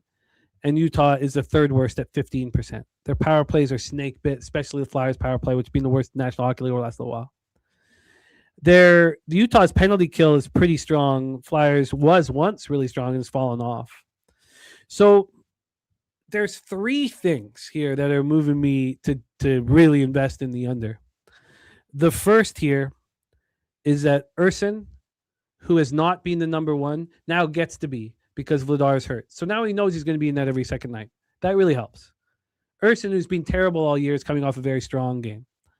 You have a team that's been playing poorly defensively and between the pipes, play extremely well defensively and get a W to snap a 6-game losing streak. Well, they're going to play the exact same way for Talkett here. And then you have two of the worst power plays in the National Hockey League. So I moved on the first period under 1.5 at plus 105. And I moved on the full game under 6. I'm going to be moving on these double ups on totals on these spots here, to especially with a 6. If I can get a 6.5, I thought about the 6.5, but it was just too expensive. I could have got it for minus 134. So before the 7-game homestand started, I told you guys Utah could sweep this. They had not had this elongated homestand all year. So they're 5-0-1 on the homestand, coming off a 6-3 victory over Seattle on Saturday. And this is a big part of, so their power play is struggling because Logan Cooley's not on the lineup. But I would never back a team on the 7th game of a 7-game homestand. But when you look at the schedule, they don't play again until Saturday. So often when a team has a 7-game homestand, the next day they travel. And then they play the following day. They play 2 nights later generally. And that's tough. It's in their head. Here they don't play again until Saturday. They're not leaving Utah till Friday. This is all hands on deck here. I think the Mammoth play a great hockey game. I think the Flyers play a very shrewd, strong defensive hockey game. I think Urson plays better than his numbers indicate. And I think I cash everything. And if I wasn't to cash everything, I think I push. I think it's a 2-1 or a 3-2 game, and I push the -1 on Utah, but cash the unders. So it's a triple up spot for me in Philadelphia, Utah. Let's roll on, my man. Triple up spot. Jeez, shout out to you. It's a triple up spot in the next game, too. Well, we move on to another triple up spot in Pittsburgh, Calgary here. Flames -120. The Penguins opened up -111 here. Pumped up to -120 at BOL. Across the board, we're seeing that. Bookmakers showing -119, opened up at -115. Heritage seems to be the place to bet hockey at because the favorites -116 over there, opened up at -114 as well. For this game, the market information, we have 80% of the bets on Pittsburgh, but 86% of the money is on Calgary here. Which is fascinating. Jimmy, what do you think? Well, the Flames traded Rasmus Anderson, which is going to appeal to, cappers to fade the Flames. I think it was a good trade. They got, 2 second-rounders back and a prospect. The Penguins have the 3rd-ranked power play in the league. It's dropping fast. Why is it dropping fast? Because Erik Karlsson's been out. Now who's out? Chris Letang. These are the reasons why these Penguins games go over. It's because of these 2 soft playmaking defenders. Now, it's possible that Letang plays tonight. But if these 2 teams are both out, I would expect Pittsburgh to start playing lower scoring games. Now, we did not get that. They opened this 4-game Western trip with that 6-3 win at Seattle. So we didn't get it. But I expect them to start having trouble scoring. We'll see if that comes to fruition. Calgary plays a very tight defensive style anyways. Stuart Skinner's looked great in the Penguins uniform. I'm not sure if he starts, but he's supposed to. Dustin Wolf has been playing a little bit better. So you have this Pittsburgh power play that's been so dynamite, but looks much worse without Karlsson and Letang. You also have the 6th-ranked penalty kill in the Calgary Flames. Then you have Calgary's power play, which is 2nd worst in the National Hockey League, against the 4th-ranked penalty kill for the Penguins. I think this game goes under. I'm on the first period under 1.5. I got that at plus 105. I'm on the full game under 6 at -115. It works with Rod Zawacki's trend. He says bet under the total in Pittsburgh games after 3 or more consecutive overs. The under's record 2026 season 6-0. Rod Zawacki says Skinner wants to play in Edmonton tomorrow.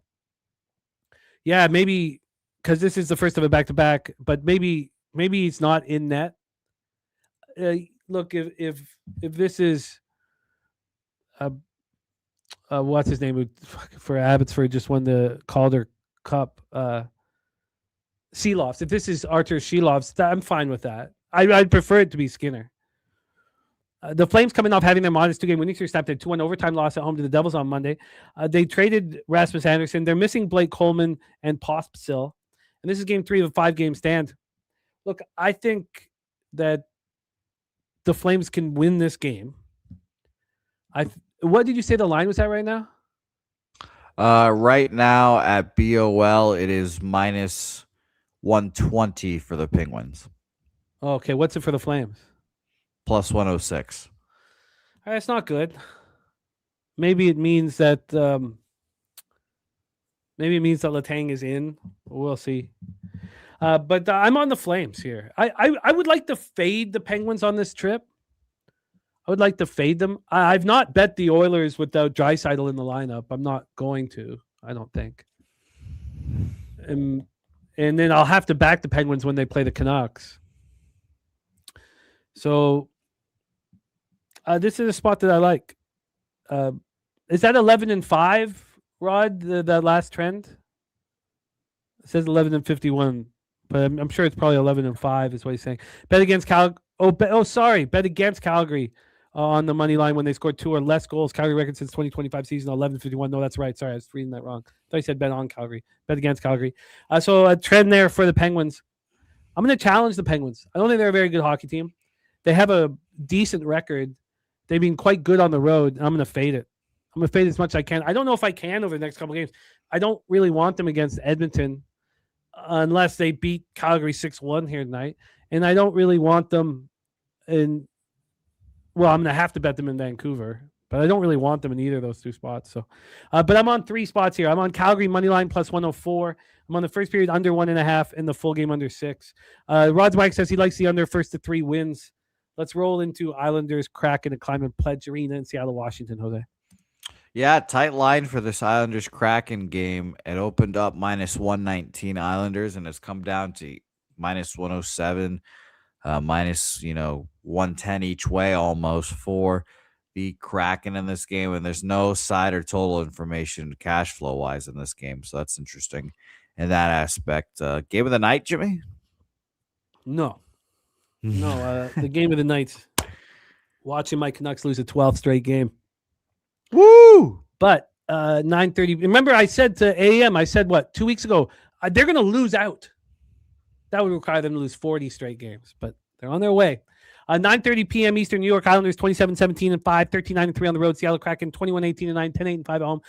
We have SoCon listed. He's been quite good. Philip Grubauer has been excellent. I mean, I don't know what the hell happened to him the last 2 years, but we think he will be in that. 2.45 goals against average, 916 save percentage. Islanders power play ranked 27th. That's a spot. This is where you need. Seattle's got the worst penalty kill in the National Hockey League. You want to back them when they're going up against a team with a weak power play so that they don't get abused. The Seattle power play is very strong. The New York Islanders penalty killing is very strong as well. Islanders coming off 4-3 win at the Canucks on Monday. They didn't look very good doing it. They're 3-2-1 on this 7-game road trip that ends here tonight. This is where I want to fade a team on the end of a road trip. They're playing without Bo Horvat. He's been out for a while. They've already lost Kyle Palmieri, Pierre Engvall, and Alexander Romanov for the season. I've had trouble with the Islanders. My ROI backing them or fading them has been negative this year. So maybe this is a spot where you can fade me. The Kraken coming off their 4th straight loss, 6-7 games, 6-3 home to the Penguins on Monday. And it was a terrible spot.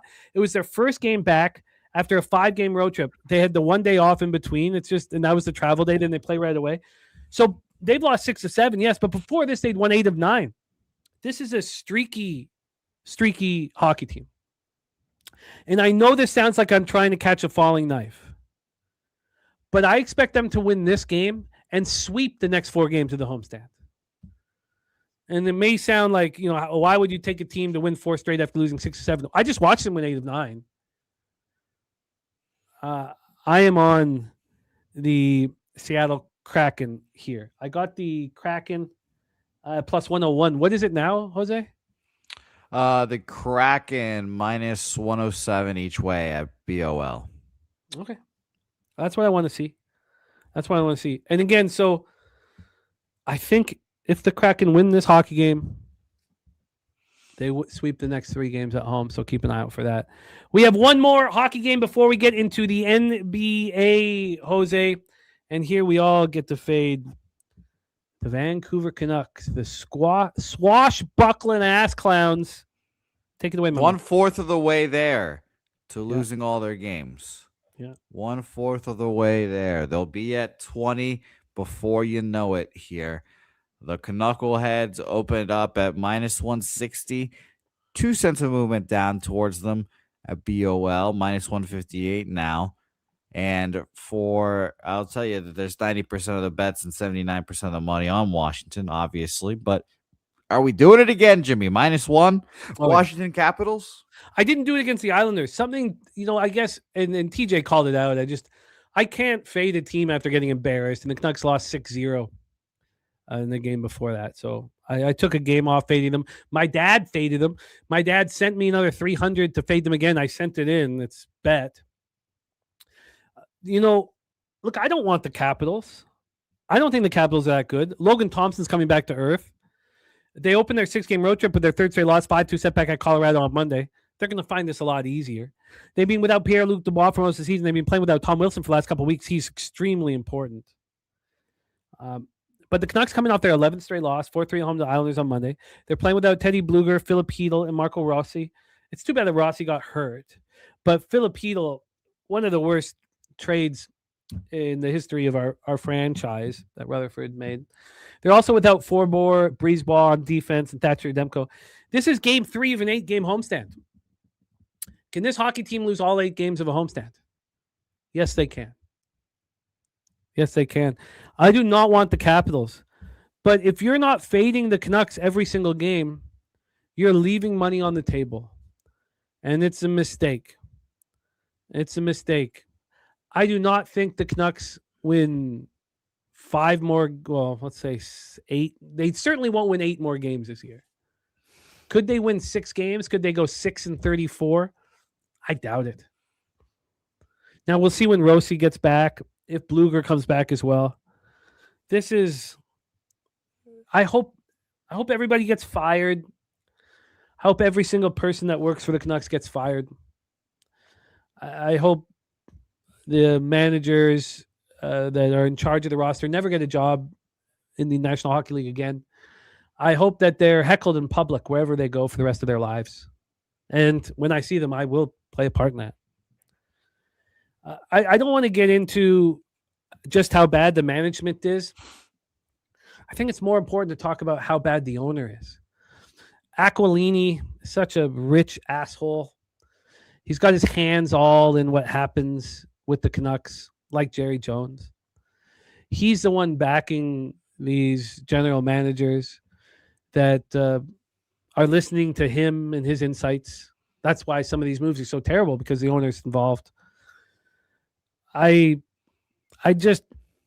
never disliked a management group and a roster as much as I dislike this Canucks team. And the benefit is that we're all making money off of it. So, but I'm never going to forget what Rutherford and Alvin have done. And I will try my very best to, at some point in my life, really let them know. Not sure exactly how I'm going to do that, but I hope it's a metal pipe and a shot to their kneecaps. Now they're getting old. Alvin's not that old. I could rob Alvin. Probably shouldn't do that to Rutherford.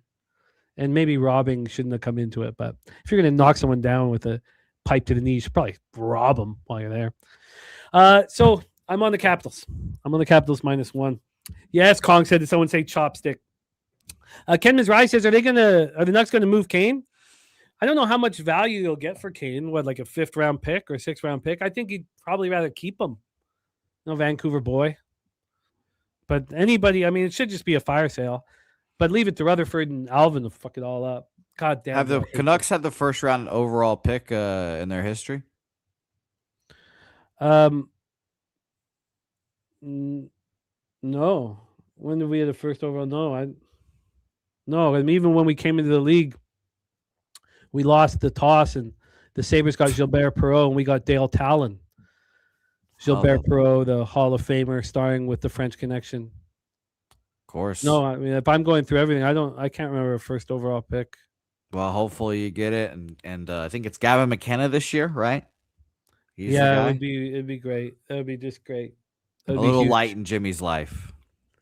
That would be huge. I mean, we had a chance at Matthews. We had a chance at McDavid. We were in the lottery both those years. We're snake bit. We're the worst franchise in all of professional sports. It sucks being a fan of them. And everybody's, angry. It drives us to drink. But that's the National Hockey League for the. I think I add that. I think I add the Avalanche -1.5. But this is the action for me. Do I have it up? Here we go. So my action is I'm on Mammoth -1 at -110, Capitals -1 at +102. I'm on the Red Wings money line at +100. Philadelphia, Utah first period under 1.5 at +105. Philadelphia, Utah full game under 6 at -106. Flames +104. Pittsburgh, Calgary first period under 1.5 +105. Pittsburgh, Calgary full game under 6 at -115. And the Kraken money line +101. I like my card very much, but I think I add the Avalanche, and that's that. Jose, thank you so much for rocking with us. I apologize to AM because we have been starting with NHL first, and I switched it up, and I was just so caught up with the 60 games. So I apologize to AM. I'll see if I can get him to join us on Friday and make it up to him. But that is our NHL for Wednesday, January 21st. And it's time to talk NBA. Jose, thank you so much, my man. Thank you so much for also getting all that information for college basketball so late and handling it so easily. So thank you, my man. No problem. Good luck to the NBA, or good luck in the NBA, and good luck everyone in the chat. Again, it's coming quicker than you know. It's Publipalooza. Make your flight arrangements. Find a buddy in the chat. Get that Airbnb, because March will be here before you know it. I'm pumped up, man. I love hearing people booking. Spooner, the last one to book. TJ before that. Keep the bookings coming, man. We can't wait to rock with everybody. All right, it's time for the NBA. Next up, and can't wait to cap with this next gentleman. I think I speak for a lot of you guys, man. We've been crushing these Wednesdays, and it is with this man's guidance and leadership coming to us from Los Angeles, California. Please welcome our guy, Mr. Darryl Rice, to the show. It's Derl, baby. How are you? Yo. What up, though, Jay? What up, man? How you doing, brother? Oh, I'm good, man. I'm good. How you doing? Good. I'm doing good, man. I'm doing good. Like I say, any day on this side of the grass is a good day. Hey, can you hear me good? Yeah. Okay. I just realized my dog had taken a bite out of my AirPods. So I didn't know if they were still working or not. But yeah, it's good, man. Hey, Jay, it's good to see you, man. It's good to see you, brother. Hey, I don't know if I should. You know what? I didn't know you were a little bit of a celebrity. I'm not a celebrity. You must be talking about someone else. Okay. All right. I'll leave it at that then. But yeah, man, I was very, very surprised. So that kudos to you, man. Kudos to you, brother. That was a really good job you did. But peace and love to everybody in the chat, man. It is Wednesday. I'm always happy to be talking about ball, but you know what, man? The thing is, as long as y'all are making money, I'm cool with that, But the NBA has not treated me well. It's been carried over from 2025. The only thing I can say is it seems like, and I said this last week, that the plays I don't share are the ones that cash. And I think that's kind of the unspoken rule when it comes to sports betting. It's all your leans, and the ones that you don't kind of put out there are the ones that seem to hit. So I'm just trying to get this lined up the right way, man. Get back to my old form. So there's a little joke that I've put in my little sports group that I'm in, that, hey, this is what y'all do from now on, man. Y'all got any questions about games? Just wait till I post my play and then fade me. But we'll turn it around, man. We'll definitely turn it around. I have the answer for you. What's the answer? I know the answer. What's the answer? You need to bet everything. I'm serious. I was around Peter Loshak. Mm-hmm. I was watching his leans hit at an extremely high rate, and his bets hit at a lower rate. At a low rate, huh? Yeah. And I decided at one point, well, you know what I got to do is bet everything. Bet everything. I'm with it, man. I thought about that too. Instead of picking your spots, just pick all the spots, man. Exactly. Now, and I watched Spooner doing it. Spooner had 18 open bets on Saturday. Mm-hmm. And he was like, I'm not used to having this much volume. He's like, do you cut a little bit? When I first started doing heavy volume, I would take my 300 bets, I'd drop into 250. I'd take my 250s and drop into 200. I stopped doing that. Yeah. What has to happen is you got to take a deep fucking breath and trust yourself. Yeah. And I keep getting hooked too, man. That's what I don't like, man. I keep getting hooked. You look at those plays last week. It's like, oh, 2 of them to the hook again. So it's funny. It changed everything around. But you know what, man? Jay, I'm going to take that advice, brother. I've only made one play, but we're going to make some live plays in real time here while we're talking these games out. Yeah, I think I truly, and I'm not, it's not being facetious. I'm not being funny. Bet everything. That's what I learned because I was the same way. I don't know anyone who isn't. Everybody I know, their leans sit a little bit higher or quite a bit higher than their bets. So what does that mean? Bet everything. Let's do it, brother. Let's do it, man. Hope everybody's doing good in the chat. It's happy to be back. It's always good talking ball with you, Jay. We love talking ball with you, man. And we need you. A Pub 5. That's what we need, man. Pumped up, man. Looking forward to it. Let's roll. Derl, we start 7 p.m. Eastern with the Cleveland Cavaliers, 24-20, 10-9 on the road at the Charlotte Hornets, 16-27, 7-12 at home, Spectrum Center in Charlotte, North Carolina. Cleveland over their past 10 games playing at the 4th fastest pace in the NBA. They're 6-4, playing 102.7 possessions a game, and they're shooting the ball beautifully, 49.9 from the field and 39.2 from 3. Charlotte 5-5 over the past 10, 26th fastest pace, 96.45 possessions a game. They're shooting the ball nicely, 48.1 from the field, 39.5 from 3. Now the Hornets are on the first of a back-to-back, so they play at Orlando tomorrow night. Let's set up the injury RotoWire shoot-around information. Let's set up the line history and the cash flow.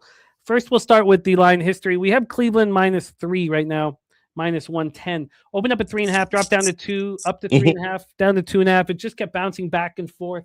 Right now, we've had a half-point move towards the Charlotte Hornets. The market's been very good with the Charlotte Hornets, really telling us and indicating when we should move on them, like in that Lakers game.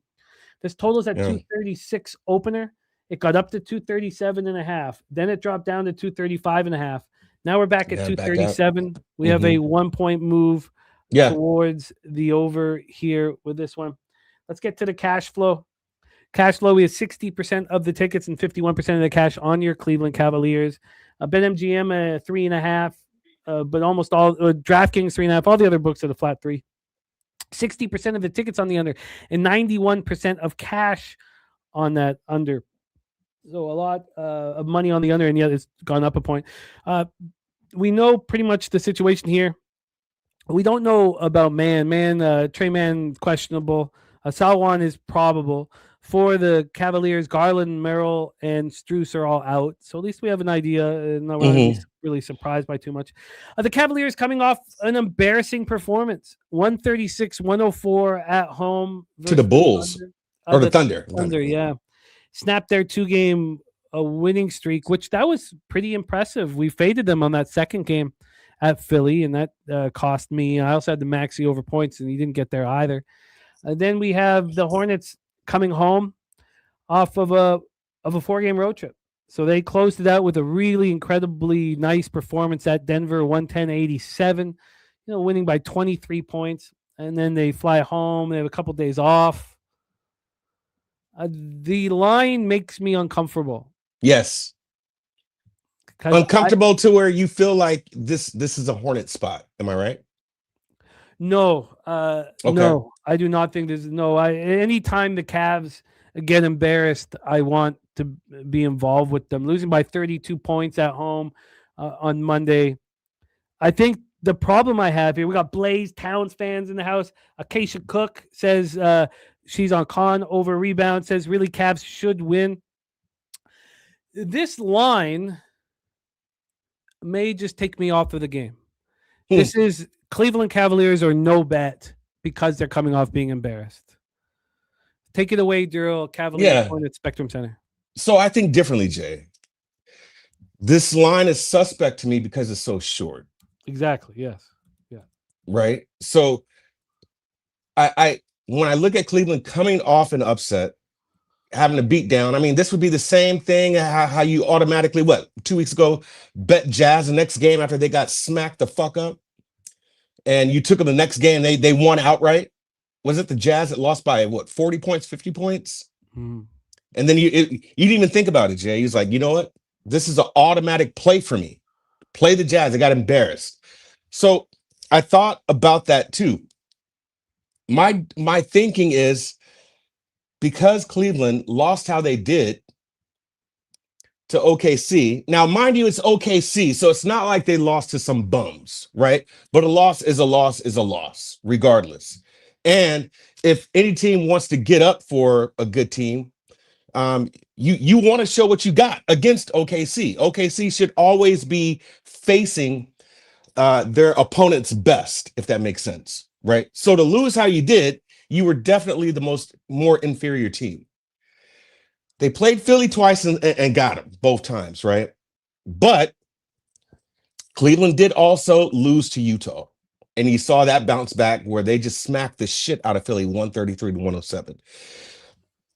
I thought this would absolutely be a Cleveland smash spot, but that line is just way too short for me. So the way I look at it is, the betting public is going to look at this game. And if you're not thinking too much of it, you're going to automatically bet Cleveland because they're just the better team automatically. And I think that's where a lot of people are going to get caught. I think this is a Charlotte spot. I do. But where I think Charlotte is a little more dominant is going to be in the first half.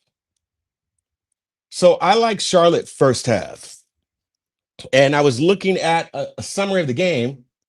And, one part of my cap that I don't really steer away from is when you have one team's trajectory going one way, especially in their most recent games, and another team's trajectory going the opposite way in their most recent games, then I'm always going to ride that wave. And so right now, it's funny, man, you got Charlotte, that's 11th in the league in first half scoring. They've given you 59.2 for the season. Last three, 60.3.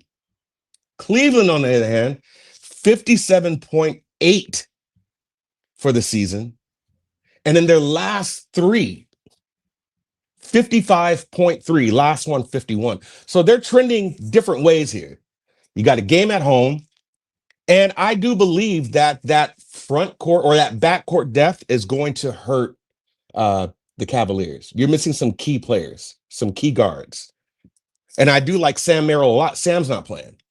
So what I like here is Charlotte first half, and I'm going to stay away from the full game. So that's the play I'm going to make right now. I'll tell you the number that I have on this. That's the way I thought of it. I think Charlotte will probably win this first half outright, but I'm thinking this is going to be just probably Charlotte +1. Charlotte +1.5 at the 110. I'll take it. Charlotte first half +1.5. So, it's funny how cappers can see a line and tell a completely different story to themselves. Drewski says they're begging you to take the Hornets. Here, I feel like they're just begging me to take the Cavs. And yeah, why would Drew? Why do you think Drew would think that? I guess because the Charlotte had just won by 20 plus and the Cavs lost by 30 plus. My only guess there. Yeah. So when the line comes out like this, especially with the Cavs off of a 30 plus loss, which is something that I blindly bet, I have to stay off of this basketball game. The line makes no sense. If it doesn't. The fact that the Godfather got the Cavs money line at -139. That's just I can't play. I got to stay on the bench. Yeah, and I think that's why I'm making the gamble at the first half and not the full game. But that even Right. scares me because aren't we, now statistically the profile fits, right? That makes sense. Yeah. But you do have the Cavs coming off a 32-point loss. I mean, are they just not going to menace here? Like they were playing yeah. And so then again, like you said, to your point, it wouldn't make sense because if that is the narrative that the Cavs are coming off this embarrassing loss to, out of all, like I said, it's not like they're bums who they lost to, right? It's OKC, best team in the NBA right now. But there's no way in hell this line should be 2.5. And if it is at 2.5, there's no way in hell this line should have went to 3.5 and then back to 2.5, right? This line should have just started moving up more. There should have been so much money coming in on Cleveland that this should have been 4.5, maybe 5 or something like that, but definitely not opening at 2. So yeah, it is suspect about that. But I think the safer spot is the first half. And again, this is based on my cap and what I use when I see two teams in opposite trajectories. Now, am I right? No, it could be wrong, but I feel the safer play is if you're not going to play anything at all, obviously, would be that first half. Charlotte's lost 4 straight games at home. They lost to the Pacers at home. This line does not make sense. Now, if it opened up, like you said, at 3 and moved to 4.5, then be like, okay. Then you would know what to do. Yeah. But the fact that this has gone down. So either maybe there is some injury news that will probably come out that we don't know about just yet, because you know how fucked up these NBA injury reports can be. But yeah, the line absolutely makes no sense whatsoever, especially coming off of a loss that Cleveland has. But again, it's not like Cleveland's the best, in the NBA right now. They're absolutely trash in comparison to where they were last year. So a lot of injuries is happening. I think they'll find themselves. I mean, yeah, absolutely. But what was the problem last year was maybe they were a little too caught up in succeeding in the regular season. So could be. Give me Charlotte Hornets, man. My plus 1.5. I think they win. I think they win the first half outright. Charlotte first half plus 1.5. I will take that. And one thing that we've been talking about a lot here, and I really do believe that this is the time, 2:00 in the afternoon, to bet the NBA, because we've had the market marinating. We have an idea after shoot around who's going to be in and out. Here, I do not. I keep telling. I want things to be expensive. I do not want things to be cheap. I believe the Cavaliers are too cheap here. Yeah, absolutely. But like I said, I think the betting public will look at this and just, this is fucking easy. They just lost, and it's only 2.5 points. Charlotte, I'm going to be first round off a back-to-back. Give me Cavs all day. That's the way I read it. And to me, first game back from a long road trip. Now, they did have the extra day, and I talk about that so much in NHL and NBA. And please take heed of this. It's so important. When you come back from a road trip, now they played on the 18th. Yeah, 18th. So 3 days rest. Well, I just counted as 2, but still, how I see it is they flew back on Monday the 19th, and they got the rest on the 20th. And when a team flies back on the 19th and plays on the 20th, that's a straight fade. That's a fade. And that's a fade. Even with, like, in the NHL with the Mammoth playing their 7th game of a 7-game homestand, if they were leaving tomorrow for their road trip, I would be fading them tonight, but they don't play again until Saturday. So they get to kind of chill after it. But all right, let's roll on. Redman, I didn't see your first I don't know who you're talking about. I didn't see the first comment. Maybe it's here on the I did not see it. But if you're talking about my man Derl, I could hook that up here. I get his X handle here for you. Let me get this over for you, and then we'll rock our next spot on the board. But we have Derl moving on game 1. Not a very big card here. And I'm still shook from watching the Raptors look like the best team in the history of the sport last night. Hey, man. Say, man. What's up with that Marmaduke dude? Our team is...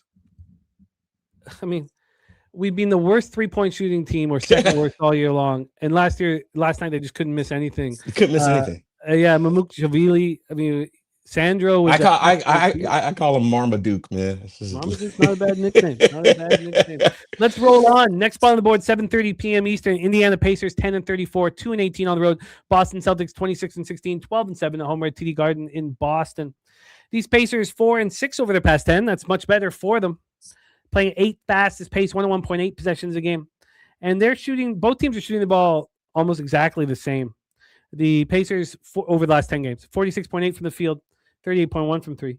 The Celtics shooting 46.7 from field, 38.7 from three. They're 6-4 over their past 10, and they're playing at the 28th fastest pace, 95.05 possessions a game. Jaylen Brown probable, so no real concerns there. We all expect him to be in the game, and then Mathurin and Toppin out for the Pacers, so they're getting a little healthier here as well. We have the Pacers here coming off of sorry, my notes have just stalled. There we go. Coming off their third loss in 4 games, 113-104 at Philadelphia. That was on Monday. So, and that 113-104 loss, that was their 3rd game in 4 nights. So, of course, this is their 4th game in 6 nights. This is a 4th game in 6 nights with constant travel. This is a really tough spot for them. Here we have the Celtics in a similar situation, not quite as long of a road trip, but coming home from a road trip. And like we just talked about, they flew back on the 20th and they play right away on the 21st. This is a bad situation for both teams. Yeah. Let's get into the line history here. We have Boston -11 at -107. I haven't been afraid of backing the Celtics as double-digit favorites, and I have middling ROI. They opened up -11.5, got to 10, 10.5, back to 11. I mean, betting them live has worked out very well when they're not looking very good in the first half. But yeah, I haven't had it's not being like smash and grab backing them as double-digit favorites. We have a total at 226, opened up at 226.5, dropped down to 225.5, came up to 227.5, dropped to 226. Take it away for us here, Derl. Pacers, Celtics, TD Garden. This game is bullshit, bro. I don't want to touch this game at all. So another part of my cap, and I talk about it all the time, Jay, is when there's a lot of commotion, a lot of shit happening, behind the scenes, instead of on the court, I don't touch these games at all. Justin, that's a good player. I saw his assists as low as 4.5. So I don't know if you just ladder that up to get some extra money, which it looks like you did if you're at plus money. So that's a good play there. I don't want to touch this game at all because Jaylen Brown might be in for a rude awakening with all the bullshit he was talking about the refs. And what the fuck? How do you just have a whole interview just saying illegal screen? Well, like, what was Missoula doing, man? Like, when you've just got so much other shit going on, I just think you got to get that in control. There's too many distractions to really like deal with basketball, and those are teams that I don't like to play at all. So, for the record, this game sucks. I wouldn't play any part of this game as far as a side and or total. But I would have to at least ride with what Justin's riding with and go with the Derek White assists. I'm not making that official. I'm just saying I like that play. But for now, no play for me at all in this game. You also have, of course, Celtics losing at Indiana, 9 days ago. This is just a terrible spot for both teams. I don't, 4th game in 6 nights with constant travel for the Pacers. Coming home from a 4-game, week-long road trip with just the 1 day off. That was your travel day. Then you have the Celtics who've just lost to the Pacers, which would kind of lead you towards the Pacers. But revenge game. But I mean, that game didn't even hit 200. It's 96-98, Jay. Yeah. And so I just, but I don't even want to touch that game. Yeah, this is, I don't. And you don't, you don't want to use the revenge angle because if you look at the history, they played the day after Christmas and 2 days before Christmas, and Boston got them both times. Boston put up 140 points against them. That was December 26th. right? And so the revenge angle would have been Indiana getting them back in the game they just played on the 12th. But yeah, it's a terrible spot, like you said. It's a terrible spot for both of these teams. So maybe look at the under. I think the I would. problem with that is the optics of it all. Like they just played a 98-96 game. Mm-hmm. So everyone's going to think, well, we just saw. But I mean, look at what we've seen them through 3 games this year. I mean, so the game previously on December 26th was 262 points per score. Yeah. The team is just in a little disarray until Jaylen Brown already get his fine for talking about. Does anybody? So what did they get fined? Like 20,000, 15,000? I don't know. I could look that up quickly, but okay. So all I'm saying is, like, you just got to let all that shit go through first before I really start looking at Boston.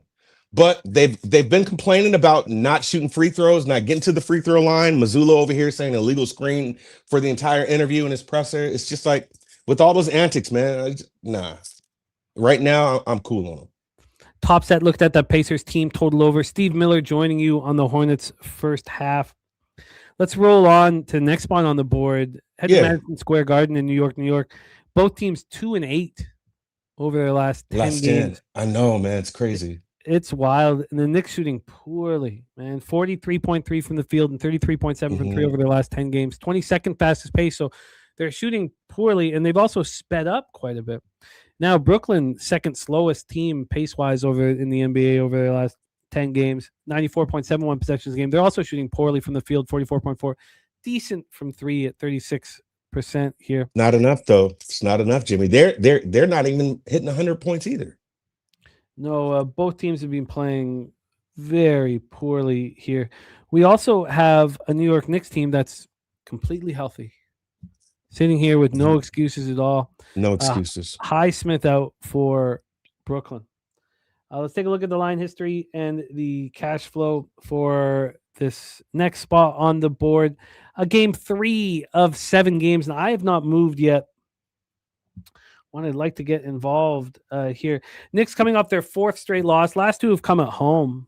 They lose at home 106-99 to Phoenix. That one bothered me so much because I kept telling you guys that's when we have to fade the Knicks, when they fly back home with just that one day off in between across the continent, and I forgot to.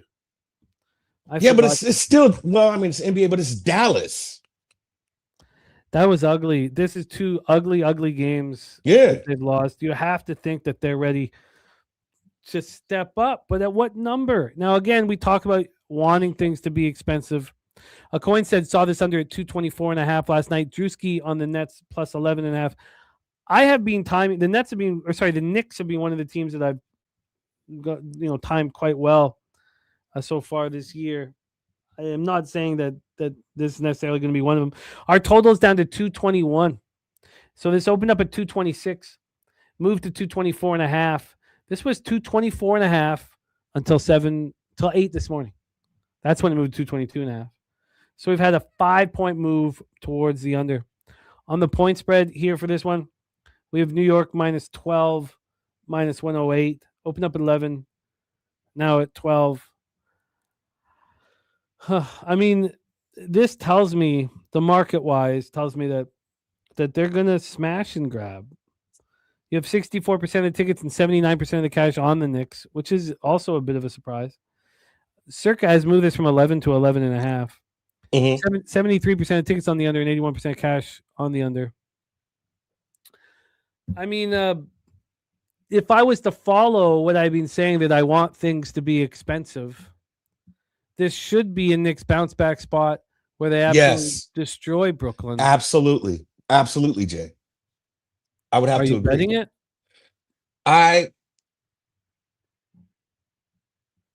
My gut tells me yes, and this is the reason why. I believe, maybe someone can look this up for me, but Brooklyn has the worst defense in the NBA right now, right? I believe they have the worst defense. I also believe Brooklyn is the worst rebounding team in the NBA. So again, this is kind of, if we're, if we're talking about the lines telling a story, this one is absolutely telling a story. Because how in the fuck are the Knicks double-digit favorites after the two bad losses against Phoenix and Dallas? So when I look at this, then I'm like, okay, you know what? This is the get right game. You've been in a little slump, right? And you know that you need to get back to basics, back to the regular fundamentals of playing good ball. You're fully healthy. Get out there and fucking hoop. What better team to do it on than a team that has the worst defense and worst rebounding in the NBA? And you're at home. You got embarrassed on MLK Day, right? You got to turn this shit around. So when I see the Knicks, and when I see that there's you go from an 11 to 11 and a half on a team that has been shooting like shit these past two games, this tells me Knicks blowout. This tells me Knicks blowout. Now, what I like better than that is you know who's just gonna sit there and grab the ball and just fucking shoot it all day, and that's Michael Porter Jr. So if I'm looking at Michael Porter Jr., which one would be the better one? Do I just take them both, go Michael Porter Jr. points and Knicks minus 11 and a half? So this one here, I believe, if I'm looking at the trend, Jay, 23 points against the Suns, 26 points against the Bulls, 20 points against the Pels, 28 points against the Mavs, and 18 points against the Clippers. And right now he's sitting at a line at 23 and a half. Give me Michael Porter Jr. over 23 and a half points. I'm making that official and making that play now. MPJ over 23 and a half points. What vig did you get? I got it at minus 115. Now, to Bojack's point, that's probably why I feel safer playing Michael Porter than the Knicks 11 and a half, because I wouldn't be surprised that they do play down to their opponent. Is what gets them in trouble. But the 11 and a half also, Jay, I mean, there's no fucking way in hell that you have a line like this goes up and you think that the Knicks won't come out here and get the job done. Yeah, I think that this number is insane and should be bet. I want to see exactly what my card looks like here in like 10 or 15 minutes, but at this point, this number is way too high. And I just told you guys that I want things to be expensive. Yeah. And I think that I have to bet the Knicks at this number. Joe or Jimmy, I am going to move on it because that's the first thing I thought also. So I won't let that comment really sway me, because you can't play down to an opponent when you're in a get right spot. And this has got to be it. So I'm going to move on the Knicks. Let's see what my book has it at. Minus 11 and a half, minus 110. I'll make that play official.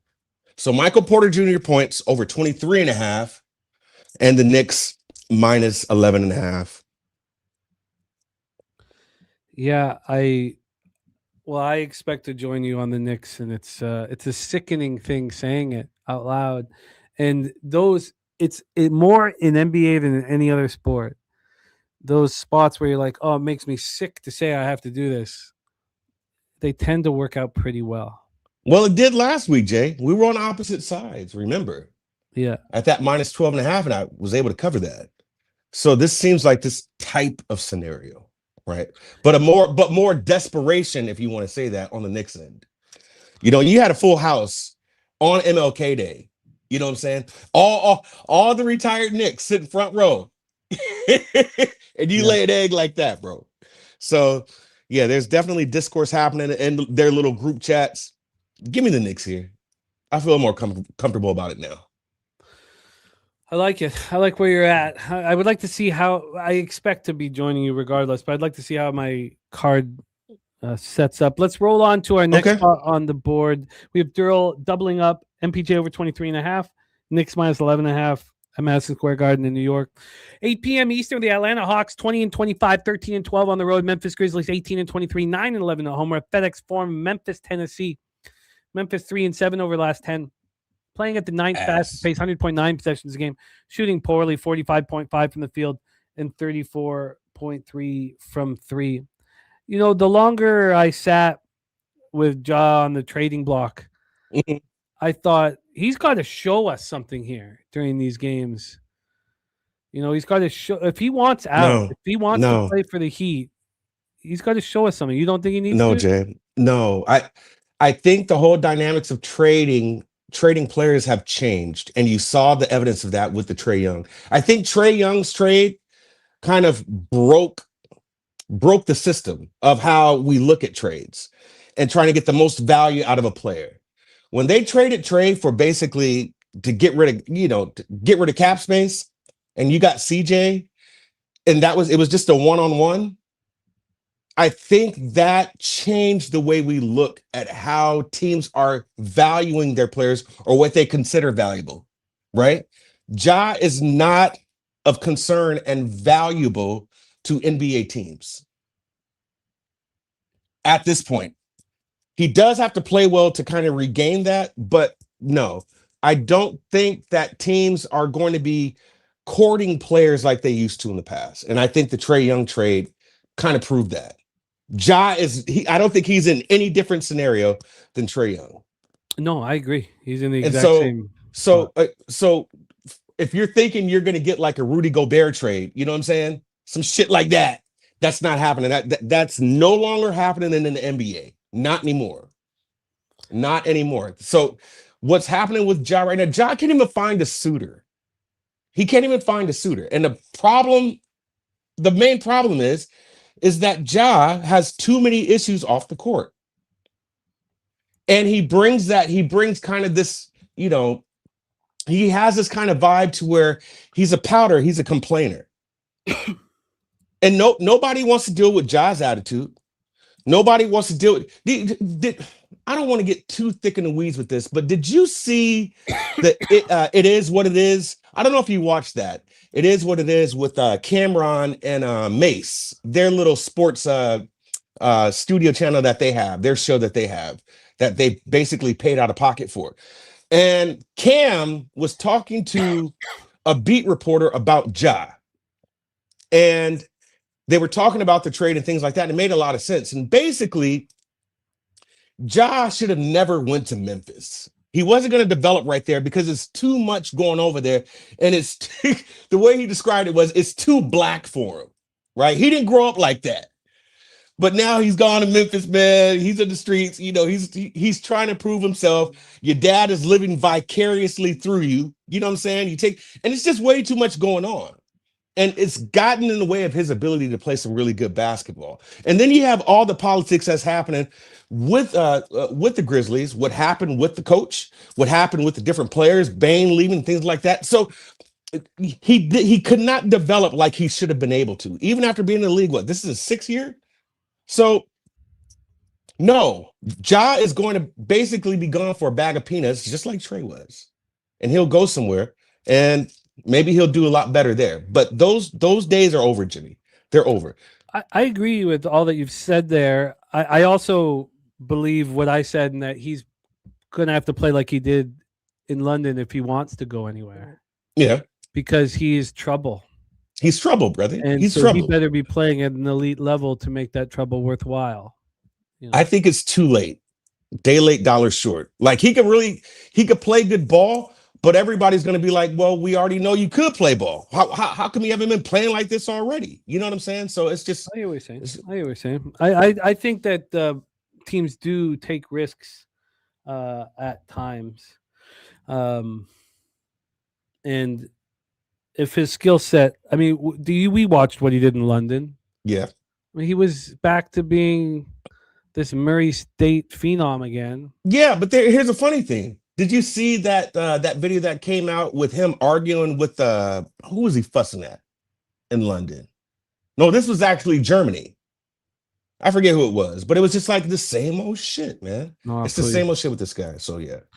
I feel you. I don't know how anybody wants to back the Grizzlies after that spectacular performance in London.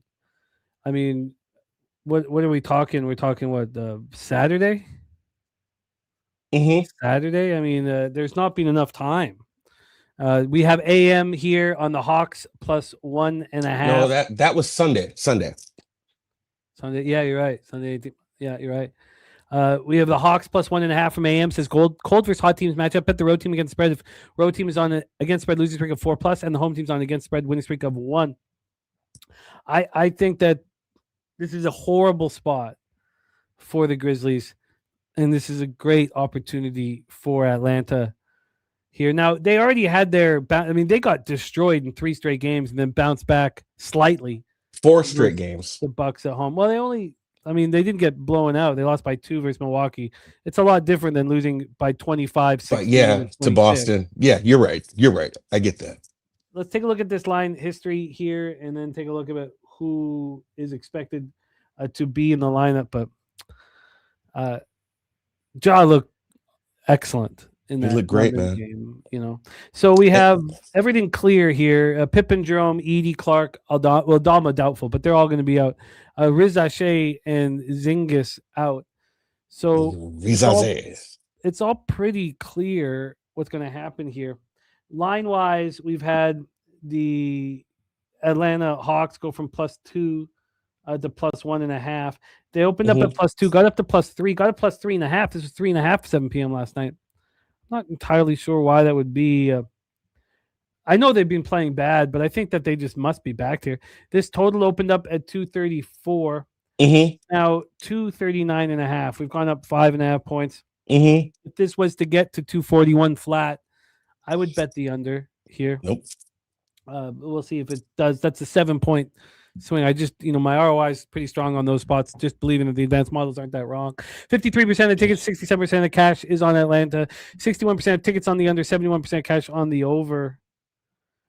See what Circa's doing with this. Then Circa's taking this from 2.5 to 1.5. I mean, this is just simple. The Atlanta Hawks must be bet here.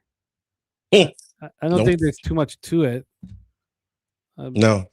So, also, third fastest pace in the NBA last 10 games for the Hawks, 4-6, shooting the ball poorly, 44.3 from the field, 34.6 from 3. Memphis 3-7, ninth fastest pace, 100.9 possessions a game, shooting 45.5 from the field and 34.3 from 3. Darryl, take it away. Hawks, Grizzlies. 2 top 10 pace teams in the league, right? As you just stated, and 2 bottom 10 defenses in the league. And you know what Atlanta does not have? Rim protection. They don't have real protection. And if we're looking at Ja playing like he played in London, then he is absolutely pushing pace. Tempo. I think this game hits 250. I do. And it's so funny because, it's not like Atlanta's put up the most points in their last 4 games. 116, 101, 110. Memphis is giving you 126, 111, 103. And you're seeing 229, 227, 220, 229. And then you got this that comes out and it's at 234 and gets bet up. Man, I think this game hits 250. I really do. Even on Atlanta side, 231, 230, 229, 234 against the Lakers. No rim protection for Atlanta. So you've got some good opportunities there.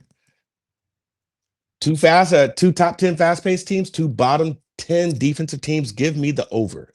Over 239.5. I like that play. This isn't something I would have really made official, but I'm going to take your advice on this, Jimmy. I'm making that play. I think attacking is the best way to do it. Why are you not on the Hawks on the side? I mean, it's just 4 straight losses. Like, do you catch the falling knife? That's what that's the terminology you like to use here. Do you catch the falling knife?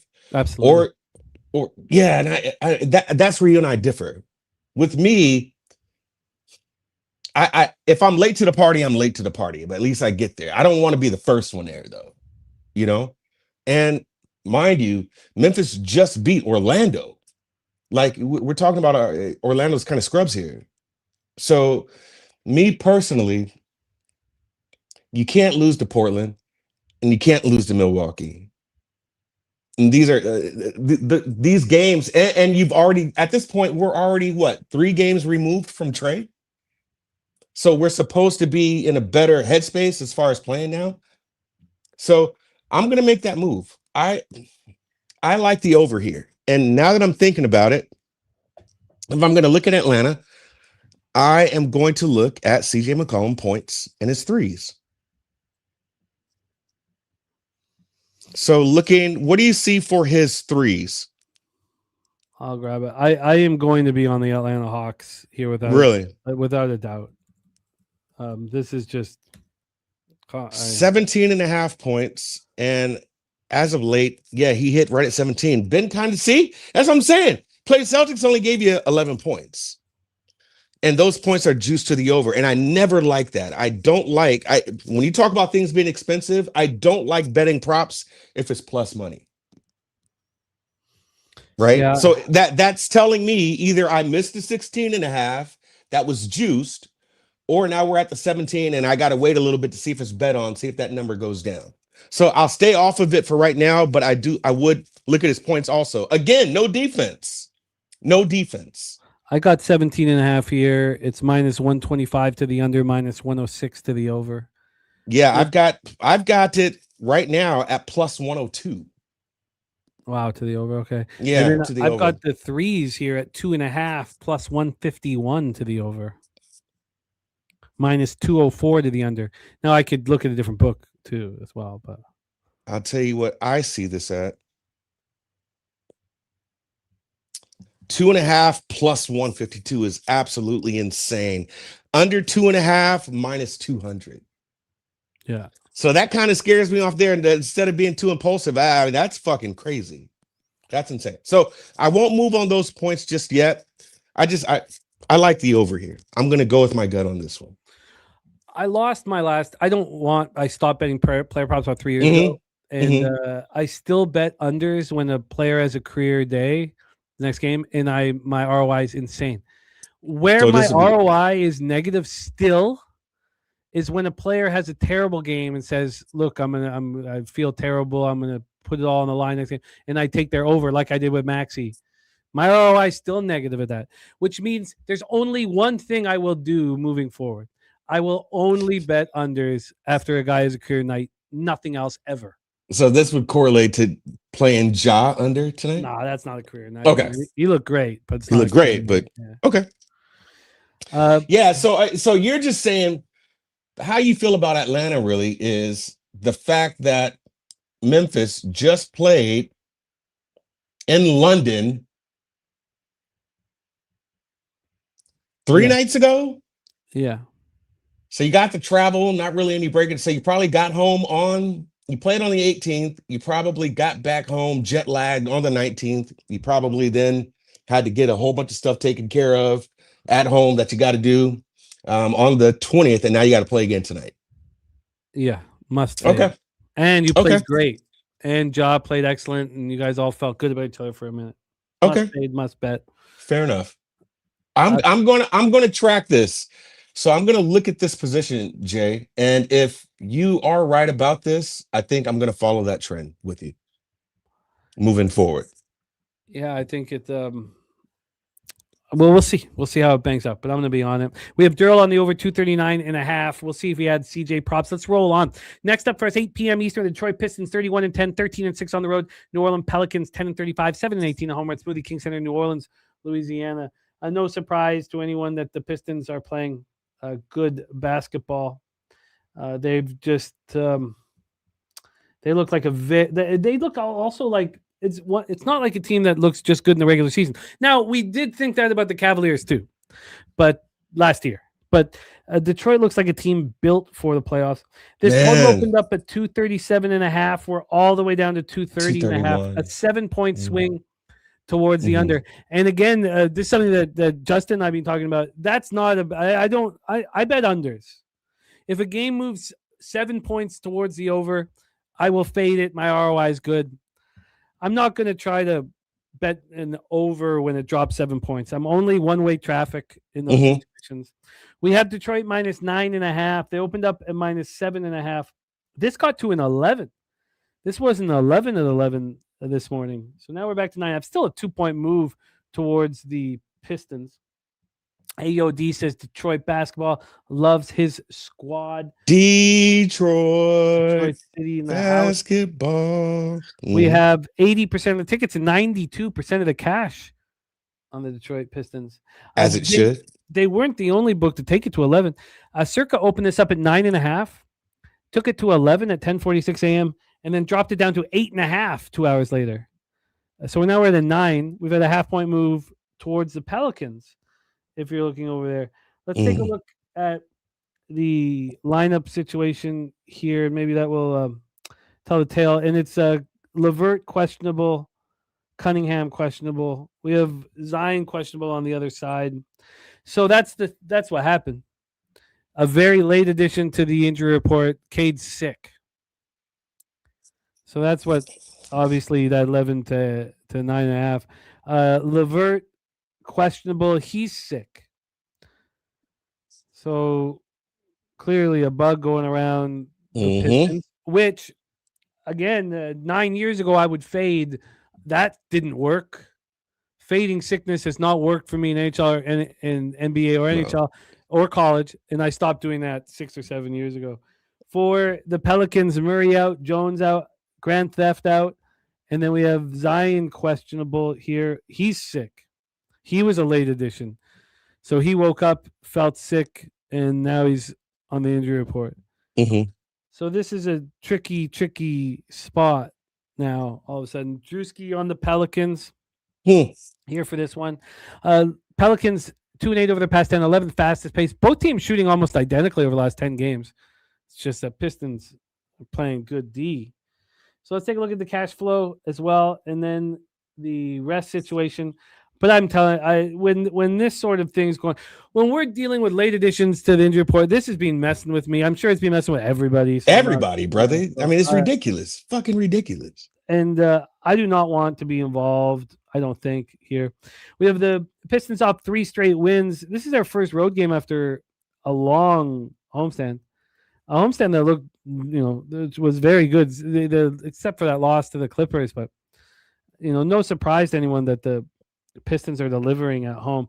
So the Pistons coming off, this is their first game after a 6-game homestand that lasted 2 weeks. It's a bad spot for them. And it's just a one-off in New Orleans. They come right back home. It's a bad spot for the Pistons, but they're a type of team that can handle bad spots. And then, is Cade going to bother playing? I mean, at this point, I would wonder if Cade even went on the trip. I mean, he must have because he's a late addition. But then we have the Pelicans after 2 road games, losing at Indiana on Friday by 8, losing at Houston by 9. They're home for just 1 game, and then they go back on the road. God, this is ugly. 53% 80% of tickets, as I said, 92% cash on Detroit. Take it away for us here, Darryl. Pistons, Pelicans. Hey, man, we don't overthink this shit at all, right? Like, okay, to your point, I'm not touching the side or the total here because it does seem like a bad spot. But we talked about this last week. If you've been watching these games, man, you know that New Orleans comes in and they fight, but they just fall apart in that fourth quarter. It just seems like that's been the narrative of this team. First quarter, first half, man, like they come out and fight. And third quarter start to fall and crumble apart. Not get too bad, but that fourth quarter, man, it's just bad. It's just bad. New Orleans Pelicans against the Rockets, 3 threes. New Orleans Pelicans against the Pacers, 5 threes. Pelicans against the Nets, 5 threes. Pelicans against the Nuggets, 4 threes. Pelicans against the Magic, 3 threes. Who am I talking about? Trey Murphy. Trey Murphy.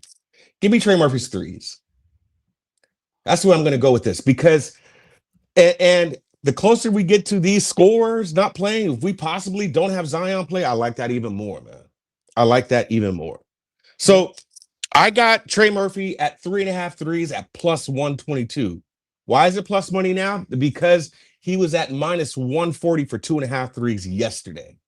Another player that you probably want to pay attention to, but his hasn't moved. You know what? I'm going to move on it. Give me Duncan Robinson over 2.5 threes. It's heavily juiced at minus 152. So this is what I'm going to do instead. I can't I was going to parlay those two together. Trey Murphy, 3.5 threes. Duncan Robinson, 2.5 threes. I'm singling those plays. Those are two separate plays. And then I'm going to parlay those two together for plus 258. Oh, wow. Okay, let me add that here. Sorry. Let me get it over there. And parlayed at plus 253. Yes, 258. I've got it at 258. You're in business. You are in business here. Murphy over 3.5 threes plus 122. Robinson over 2.5 threes minus 152. And parlayed together plus 258 as well. AOD. We love you, my man. We have Corey Kispert, points over 15 at plus 320 for Steve Miller. Appreciate you, AOD. Appreciate you, brother. Yeah, he's a good guy, man. And he's going to be in San Antonio with us, man. Cannot wait, man. So many first year 5 is Pubpalooza 5, and we're going to have a whole bunch of Cappers never been there before. Okay. I can't wait. 9:30 p.m. Eastern. Our next spot on the board: Oklahoma City Thunder, 36-8, 16-5 on the road at the Milwaukee Bucks, 18-24, 9-10 at home. We're at Fiserv Forum in Milwaukee, Wisconsin. If Cunningham and Zion are both out, oh my God, I'm gonna love that. Oh my God. Then I'll have some interest in the Pelicans. I would too. I would too at that point. I really would. But I want to. But I if that's the case, Jay, I would still play him early. I would still play Pels like first half, maybe first quarter. I still probably wouldn't play the full game because of just what they normally do. They just trick shit off in the second half and the fourth quarter. Yeah, no, that's an important note. I'll definitely keep in mind. We had the Fiserv Forum here for our next spot on the board. The Oklahoma City Thunder coming off a 3-game trip. They took out Houston after beating San Antonio, flexed their muscles, then lose to the Heat 122-120 before beating up on the Cavaliers on Monday 136-104. The Bucks coming off that 112-110 victory at Atlanta on Monday, snapping their 3-game losing streak. Mr. Spenny Penny Bombs in the house. He's on Chet double-double, Duran double-double, Jared Allen double-double, and Precious 7+ boards. He put those together at 31-1 for Spenny Pendergrass in the house. Okay, Spenny. We have see you, brother. Here both Jalen Williams out, Wiggins out, Topic out, Hartenstein out, Caruso out. So at least it's clear what's going on. But a lot I don't give a shit about this game. And yeah, well, when Kendrick Williams is at the 4, it's not the kind of basketball that we're used to seeing from the Thunder. From the Bucks, Turner out, Prince out, Porter out. So it's set there. At least we know exactly what the hell is going to happen. Get into the line history here. We have the Thunder minus 11.5 at minus 110. Opened up at 9. This was a 9.5. It got to a 10 30 minutes ago, and then an 11.5 10 minutes later. So we've had a 2.5 point move in the last 30 minutes. 2.5 point move in the last 30 minutes towards the Thunder. From a total side of things here, we have a 225 flat. Opened up at 225.5, got up to 227, and then about 45 minutes ago, it moved down to 225. Cash flow wise, we have Drewski looking for the Bucks money line for a big score. Wow, 62% of tickets, 94% of the cash on the Thunder, 65% of tickets on the under, 78% of cash on the under. If this had have opened up at a 9 and sat there the whole time, or only moved to a 9.5. I would have interest in the Bucks. this move to 11 or 11.5, with everybody set who's going to be in the lineup, who's not going to be in the lineup, it's a scary one. It's a bullish one. It's one that would get me off of the Bucks at this point. Let's hear what Darryl has to say about this spot. Milwaukee, Wisconsin hosting the Thunder. Listen, Jay, I don't give a single shit about this game. I really don't. I don't have any interest in it. The Bucks are underwhelming, and it should just be a game that, regardless of who is against OKC, when they want to come out and play, that they dominate anybody they want to. And so, to be honest with you, in spite of all that, I haven't really bet a lot of OKC games, right? So I'm not impressed with Milwaukee. They are just a shell of themselves. And OKC kind of just decides. I hate it when a team is so good that you're really betting on them to this. You're betting them, and that bet is totally dependent on if they just decide they want to show up to play. I hate that, right? So I feel that's how OKC is. Like when you put your money on OKC, because that's the only way I would look here.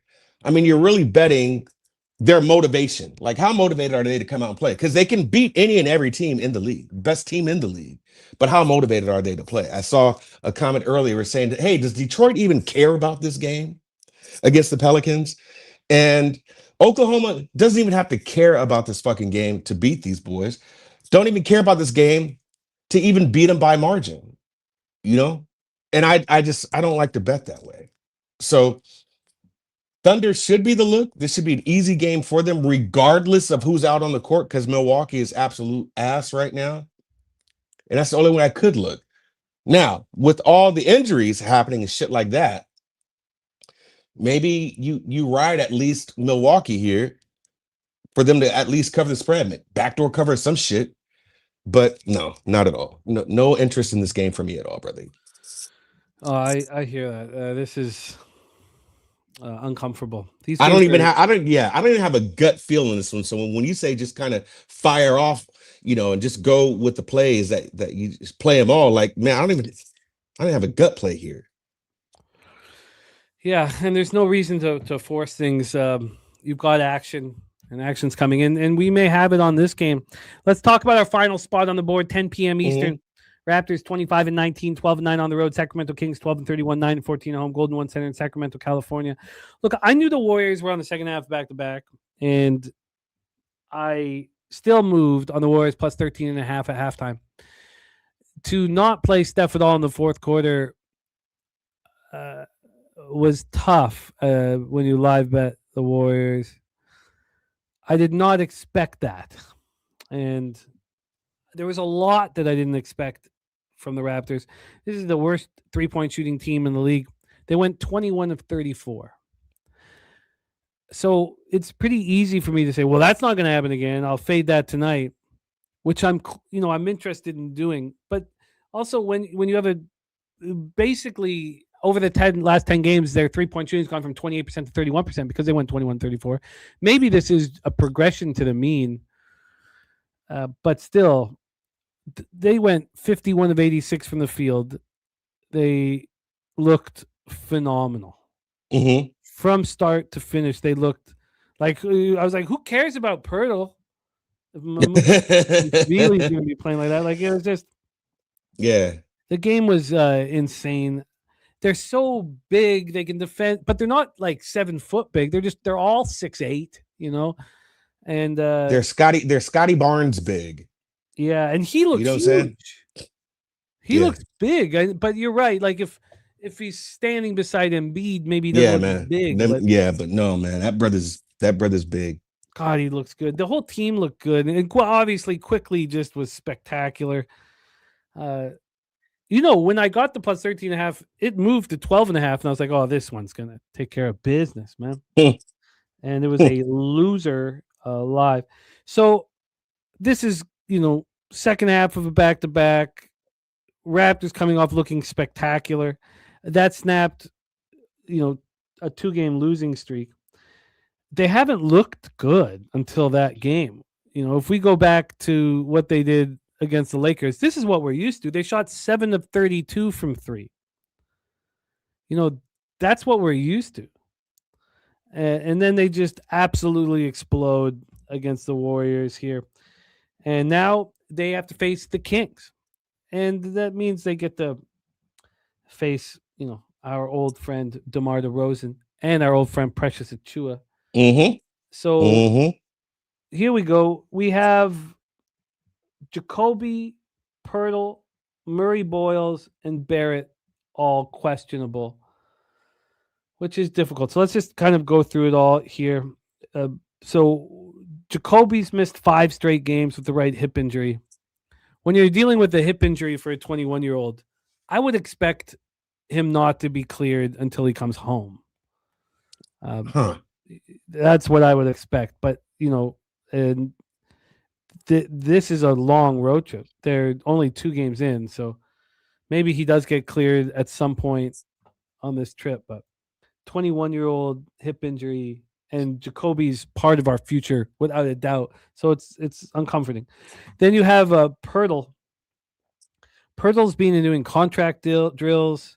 He seems like he's very close to being back, but he hasn't played since December 21st. He's listed as questionable. I have no idea. Like I guess my lean would be that he doesn't play, but I don't know. You have our favorite player on the Raptors now, Colin Murray. CMB? Mm-hmm. Oh, he's just we're so excited here. Mm-hmm. So, he didn't play last night. He was downgraded.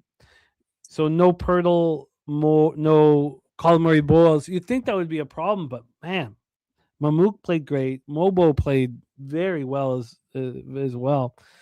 So then you have RJ Barrett. So those 3 guys, we have to wait to see who the hell's going to be in this lineup. Right. We have RJ Barrett's missed 6 straight games. So he's got the left ankle sprain. I don't know why he's listed as questionable. We've got no sign, unless somebody knows something I don't, we've got no sign that he's going to be able to play. So there you go. That's the Raptor side of things. It's a mess. And it's a pretty simple spot here for the Kings, just keeping Murray out. Okay, so there we go. So what we saw, instead of the Warriors stepping up after the Butler injury, the Raptors stepped up with all these guys out of the lineup. Just my 2 cents is parlaying the Cavaliers and the Raptors, plus 163. Akesh Cook is on the under. Spenny's on quickly 7+ assists, and Scotty double. He's put that together, plus 350. Godfather says the Kings look like a team that all want to be traded. Drewski on Barnes over the points. Spenny also on Westbrook, 5 boards and 7 assists. So I would like to fade the Raptors after looking spectacular last night, but let's just see if we are capable of doing so. They're in game 3, of course, of a 5-game trip. The Sacramento Kings put together those 4 straight wins. We had them versus New York. We tripled up on that game and got all the money. Now they're coming off 2 straight losses. Remember, this was the homestand we thought maybe they would menace. This is the final game of a homestand, and they fly out tomorrow. And they fly out for a long time. They fly out January 22nd, Thursday, and then they don't come back till February 4th. So I don't know how anybody would want Sacramento in this spot. They're both playing at a similar pace. The Raptors 6-4 over the last 10 games. They're 12-9 on the road this year, playing at 20th fastest pace, 98.06 possessions a game, shooting 47.3 from the field, 31.6 from 3. Sacramento 4-6 over their past 10. 18th fastest pace. They're just 9-14 at home, which is not bad considering a 12-31 record. 98.65 possessions a game, shooting 48.7 from the field and 36.9 from 3. Cash flow wise here, 60% of tickets, 51% of cash is on the Raptors, and 59% of tickets and 84% cash is on the over. Speaking of that over has been climbing.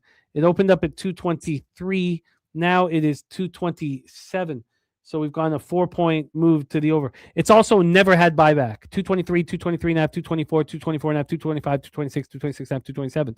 We've not seen at one point anybody get in the way of this move to the over. And then on the side, the Raptors open up at -4. They got up to 6. They're now at -5.5. I do not want the Kings about to go on this long trip. And there's Dan Kelly, who knows these Cleveland Cavaliers like the back of his Yes, hand. that's the guy. He's on Charlotte money line tonight. Okay. Me, I mean, that line just doesn't make sense at all. Doesn't make sense, brother. But here, I cannot back the Kings about to start a huge, long road trip and have to leave tomorrow, knowing that's in their head, even if Achua and DeRozan want to turn it on for Raptors. And I cannot back the Raptors after playing the greatest game I've ever seen them play. So I'm just stuck here. Take it away for us, Derl. Raptors Kings. Yeah, so I'm going to wait for the news here, but this is probably what I'm going to get down on here. That's Marmaduke's double-double. My buddy and I we were talking about this after his game, and it was like, okay, this might be, a train to kind of hop on right now. But he played his double-double last night, and it was plus 650. So he's got more value tonight than he did yesterday. He played Marmaduke's double-double yesterday, and I forget what the line was on it, but he got it at plus 650. If that CMB news comes out and he doesn't play, then I think Marmaduke is a spot, just plays double-double. But that's the only one I'm going to look at this game. Another team that I really don't bet is the Kings. I really have interest in the Kings when Russ is playing his former team. That's when I look, because it seems like he gets motivated to play these games against all his former teams. So that's the only time I really look at the Kings. But I did see that. I did see a comment, and I do think that it is correct. This team should start to course correct here now that you got Domas back in the mix. Once he's back in and he's healthy, I think this team is going to be a little better than what they have been. He's a walking double-double as is. So for right now, no move at all on a side or total. I do like Marmaduke to have a double-double once that line comes out. And that's probably the only way I'll play this game.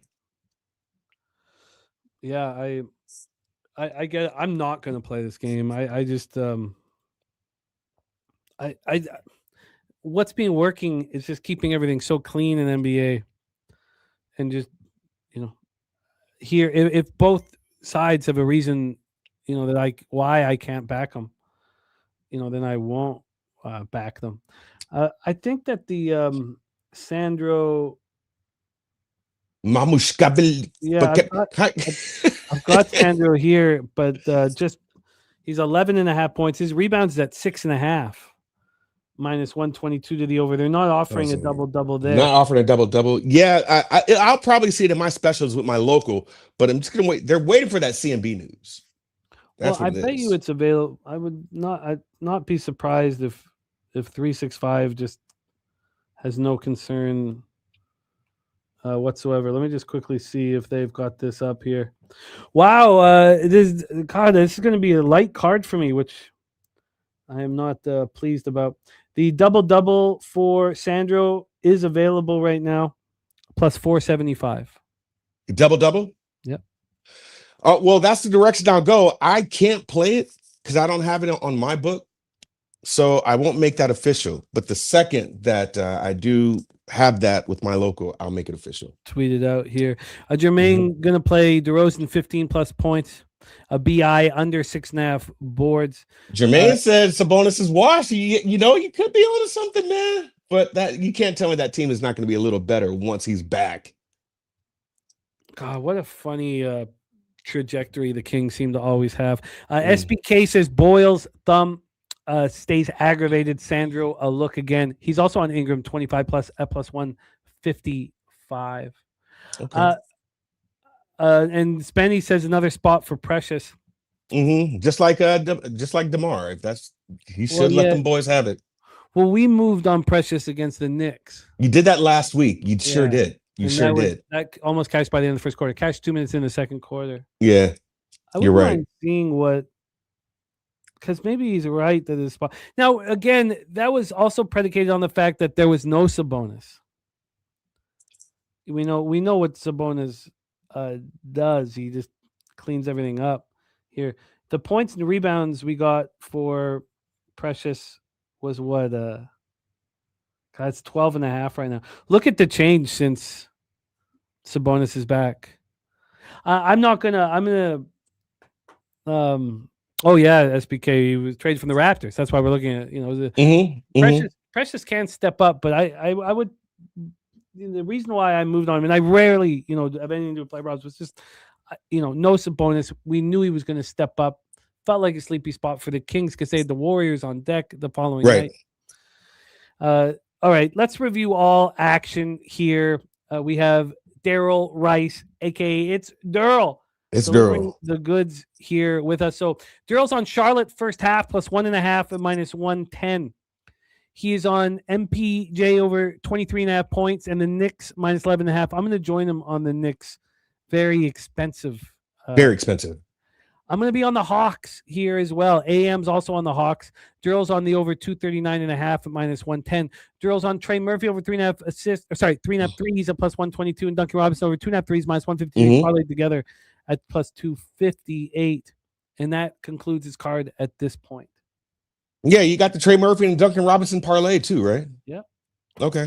That now, mind you, man, that 239 is the ass end of the number for that Hawks game. But I think that Hawks that's going to go over 250. Darryl, it is great to have you rocking with us. Appreciate you, brother. Man, I just dropped your X handle here in the chat. Hit that link. Support our guy Darryl Rice. Darryl, we look forward to watching you climb here. We got lots of basketball left, and don't forget, we're also going to have the Olympic break in NHL, and at that point, it's all basketball. This is a basketball show, Good, so focus and the importance for us to succeed will only heighten. We got 4th and 1 entertainment in the house. Barnes double-double, Duran double-double, Holmgren double-double, Robinson double-double from 4th and 1. Darryl, thank you so much for rocking with us, man. Yes, sir. Anyone watching who doesn't rock with Darryl, hit that link and rock with him. Darryl, any last words for the Cappers supporting the show, my friend? Man, I appreciate you all. I appreciate you. Jimmy, it's always good to talk ball. 30 seconds, though. I played Stidham over 13.5 rushing yards. What do you think about that? I've heard a lot of Cappers talking about it. He's not known for his mobility. J.K. Dobbins coming back. I think that rush game will be important. I tell you what, my whole cap on that game is waiting for whether Wettenberg will be playing center for the Broncos. If you have Wettenberg at center, I expect you to cash that. If Wettenberg is not at center and Forsyth ankle doesn't hold up and they have a third string center, I think it'll be much more difficult for you to cash. We'll see. Was at 15.5, now 13.5. So, but we will see, brother. Listen, man, I'm anticipating a day today, Jimmy. I'm anticipating a day today. So, a lot of plays out there. Might be some other plays I get into. So, let us see each other again next week with some winning numbers. I love it, Darryl. Go get that cash, my man. There he is, Darryl Rice in the house. We're going to put a bow on the proceedings. Let's get back the backbone of Pub Sports Radio, Jose Bouquet, to put a bow on these festivities. Godfather saying Dobbins will not play this weekend, but Wettenberg will play. Wow. I'm looking forward to spend some more time. Are you moving on any of these 2 giant football games on Sunday? No, but not yet. But I did find out that Andy Borregales is Venezuelan, and that rocked my world. Rocked my world. It put me in a tailspin. So I'm rooting for the Patriots, unfortunately, now, and that sucks. It makes for a better Super Bowl. Yeah. So it'll be much more enjoyable, I believe, if we get that. Jose, let's review all action here. We have not talked about Matty Ice taint play of the day. It is North Carolina. Tar Heels team total over 79.5 for our guy Matty Ice taint.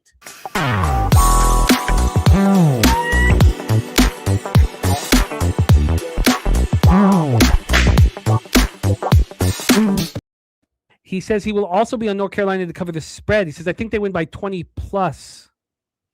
He also has North Carolina Cashville, team total over, and PFW, team total over as well. And shout out one more time to our guy, Matty Ice, and Sweet Taint.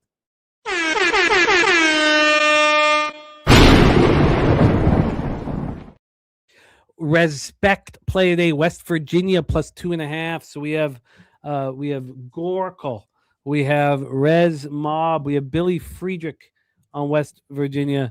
I myself on the other side with Arizona State, nervous about that. We have Justin McKelvey stacks play today, number 1, Kentucky, Texas over 154.5 at -110, and Chattanooga. He's on the Mocks plus 5 -110. I'm with him on the mock, so that's the corner of Stacks and Bag Boulevard. Stacks.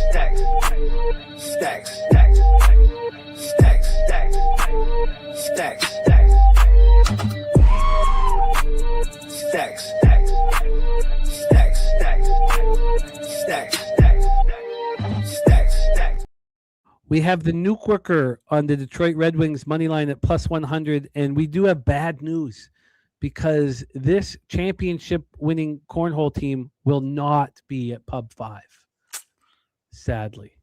So we will have a new champions of Nuke's going to be there, right? No, Nuke no longer can come. Oh, No Nuke and no Troy Torrance. my So heart. we have a new cornhole champs. I guess Nate's money's safe. Well, Nate's going to get even more confident now. He has to win now. I mean, he can't mess this up. He's got to win now. 9 legacies on the Hawks, Atlanta Hawks money line, Hornets on the spread, Virginia Tech on the spread, Flames money line, and Flames money line is the flank stake play of the day. I like your card, 9 legacy. I think it's a really strong card. In college basketball, the one addition that I plan on making, I'm going to have to study it, but is the Lobos team total over. And I do have 7 more, the final 7 games to lock into. I didn't fully get to. But my college basketball action, I get my card started with Boston University. I'm on the Terriers -4.5. But I'm on Drake plus 5, Chattanooga plus 5, Georgetown plus 9.5, the Citadel plus 10.5, Bucknell -5, Bradley first half -4.5, full game -8.5, Holy Cross plus 9.5, Pittsburgh first half -1, Old Dominion plus 7, Florida Atlantic -10.5, Temple money line -125, Southern Utah plus 12.5, New Mexico Lobos -14, and Arizona State -2.5. Bo Jack says he'll be parlaying the Rams here with the Atlanta Hawks as well. Says if the Rams win this weekend, they get their 666th all-time win. Mark of the Beast, man. Mark of the Beast. God, that song, Mark of the Beast, from when I was, God, I must be in grade 8. God, I listened to that too much, man. I can't even remember now. Was that the Rascals? Who was Mark of the Beast? These are things I can't help you with, unfortunately. Who was it? It's not. It's old. I can't. God, Mark of the Beast, man. What the hell? Why can't I sing this shit? But Boogie Monsters, of course. It was the Boogie Monsters, man. Of course. Boogie Monsters, man. I love Boogie Monsters when I was growing up. Yes. Who amongst us? Boogie Monsters were dope. Sure. We have Jermaine on USC Upstate money line, Richmond money line. That's also our guy Spooner is also on Richmond, and I almost moved on Richmond. Let me give you guys Spooner's action here, and do retweet our guy Spooner's action as well. But here we go. Here we go. Spooner's action is this. Spooner is on Davidson -4.5, Detroit Mercy plus 3.5. He's on Colgate money line, and he added again when the line moved away from Colgate. So he's doubled up on Colgate. TJ's also on Colgate money. Oh, there's Spooner's action in the chat. Beautiful. Thank you for popping that up. Richmond -1.5, San Diego State, Temple -1, Memphis plus 6.5, Virginia Tech plus 3.5, Nebraska -11.5, Seattle U -3.5. So we are 8-1 when our action overlaps. It overlaps with Temple. Then in the National Hockey League here, I have 9 bets, and I think I'm going to add the Avalanche puck line. But I'm on Mammoth -1, -110, Capitals -1 at +102, Red Wings +100, Philadelphia, Utah, first period under 1.5 +105, Philadelphia, Utah, full game under 6 -106, Flames +104, Pittsburgh, Calgary, first period under 1.5 +105, Pittsburgh, Calgary, full game under 6 -115, and the Kraken money line at +101. Then in NBA, we just went over all the action, so we don't need to hit that again. Jermaine parlaying the Mammoth money line and Connor the Great for 4 shots on goal. And there is our friend Jacqueline. Jacqueline, we're so sorry. Jacqueline dealing with the loss in her family right now. And if your heart's broken, it means ours is as well. So thinking of you, Jacqueline. If we could all take a second and give love to Jacqueline, to her and to her family. She brings so much light and warmth to our chat. It'd be important if we could give her some back now when she needs it, because she does it for us when we need it. So love to you, Jacqueline. I'm so sorry you have to go through this, and there's no words that can make it any easier, but know that we love capping with you and love having you in our chat, and our thoughts are with you and your family, Jacqueline. Thoughts are with you. That is the end of our show today. There's Justin McKelvey giving love to Jacqueline. Jacqueline saying he was 57. That's a tough age, man. Both of my grandfathers died at 57 as well. It's a tricky number, man. It's a number that I'll be worried about myself. 57. God, young Jacqueline. I'm so sorry you had to go through that. Our love to you, Jacqueline. Jose, my man, thank you for all your hard work here. We have a bunch of action here from Pub Sports Radio. We have Locker Room Talk podcast out. We have Bankroll Blitz out. And we have a new interview starring our guy, Money Mills, that's going to be premiering tonight, I believe at 6 p.m. Eastern. So a lot going on here. Can I give you one more thing? Yeah, what's that? In the building today, Oklahoma State head coach Will Lutz. I don't even fucking know his name. Coach Lutz, the Oklahoma State basketball coach, is joining in the building today. Wow, that's really exciting. Yeah. So shout out to him. I call him Will Lutz because of the fucking kicker. I think it's Steve Lutz. Yeah. That's exciting, man. Wow. Okay, cool. Yeah. Have we put that out on social media and stuff? Yes. Yes, I have stuff to do. You know, Jimmy, obviously it's getting cold down here, apparently.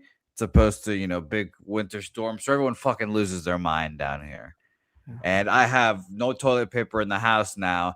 And it is imperative that I go get some before they run out. Because these motherfuckers love to just take like 6 fucking things of toilet paper to hoard it all. So you got a big day ahead of you, man. Yeah, big day. Spoiler alert! I took a shit this morning. Paper towels used. Paper towels. No, we don't need to close the show with that, do we?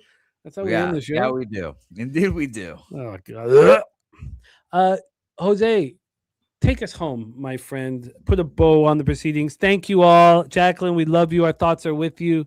Jermaine, Justin, AOD, Bo Jackson, the Godfather, Sham. Thank you for rocking with us. Steve Miller. I love AOD, man, pumping us up. Spenny, Penny Bombs, Acacia Cook. Just my 2 cents. 4th and 1 Entertainment. SBK 911. JPZ. Thank you, guys. War Buck says DeRozan game. It might just be a DeRozan game.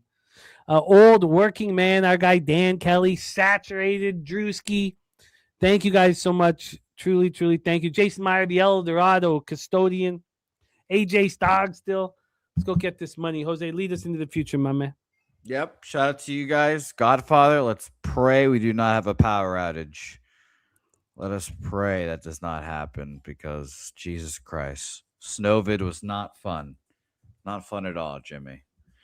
But let's go make some money. I have to go fucking elbow some abuelitas at HEB right now. So good luck, everyone.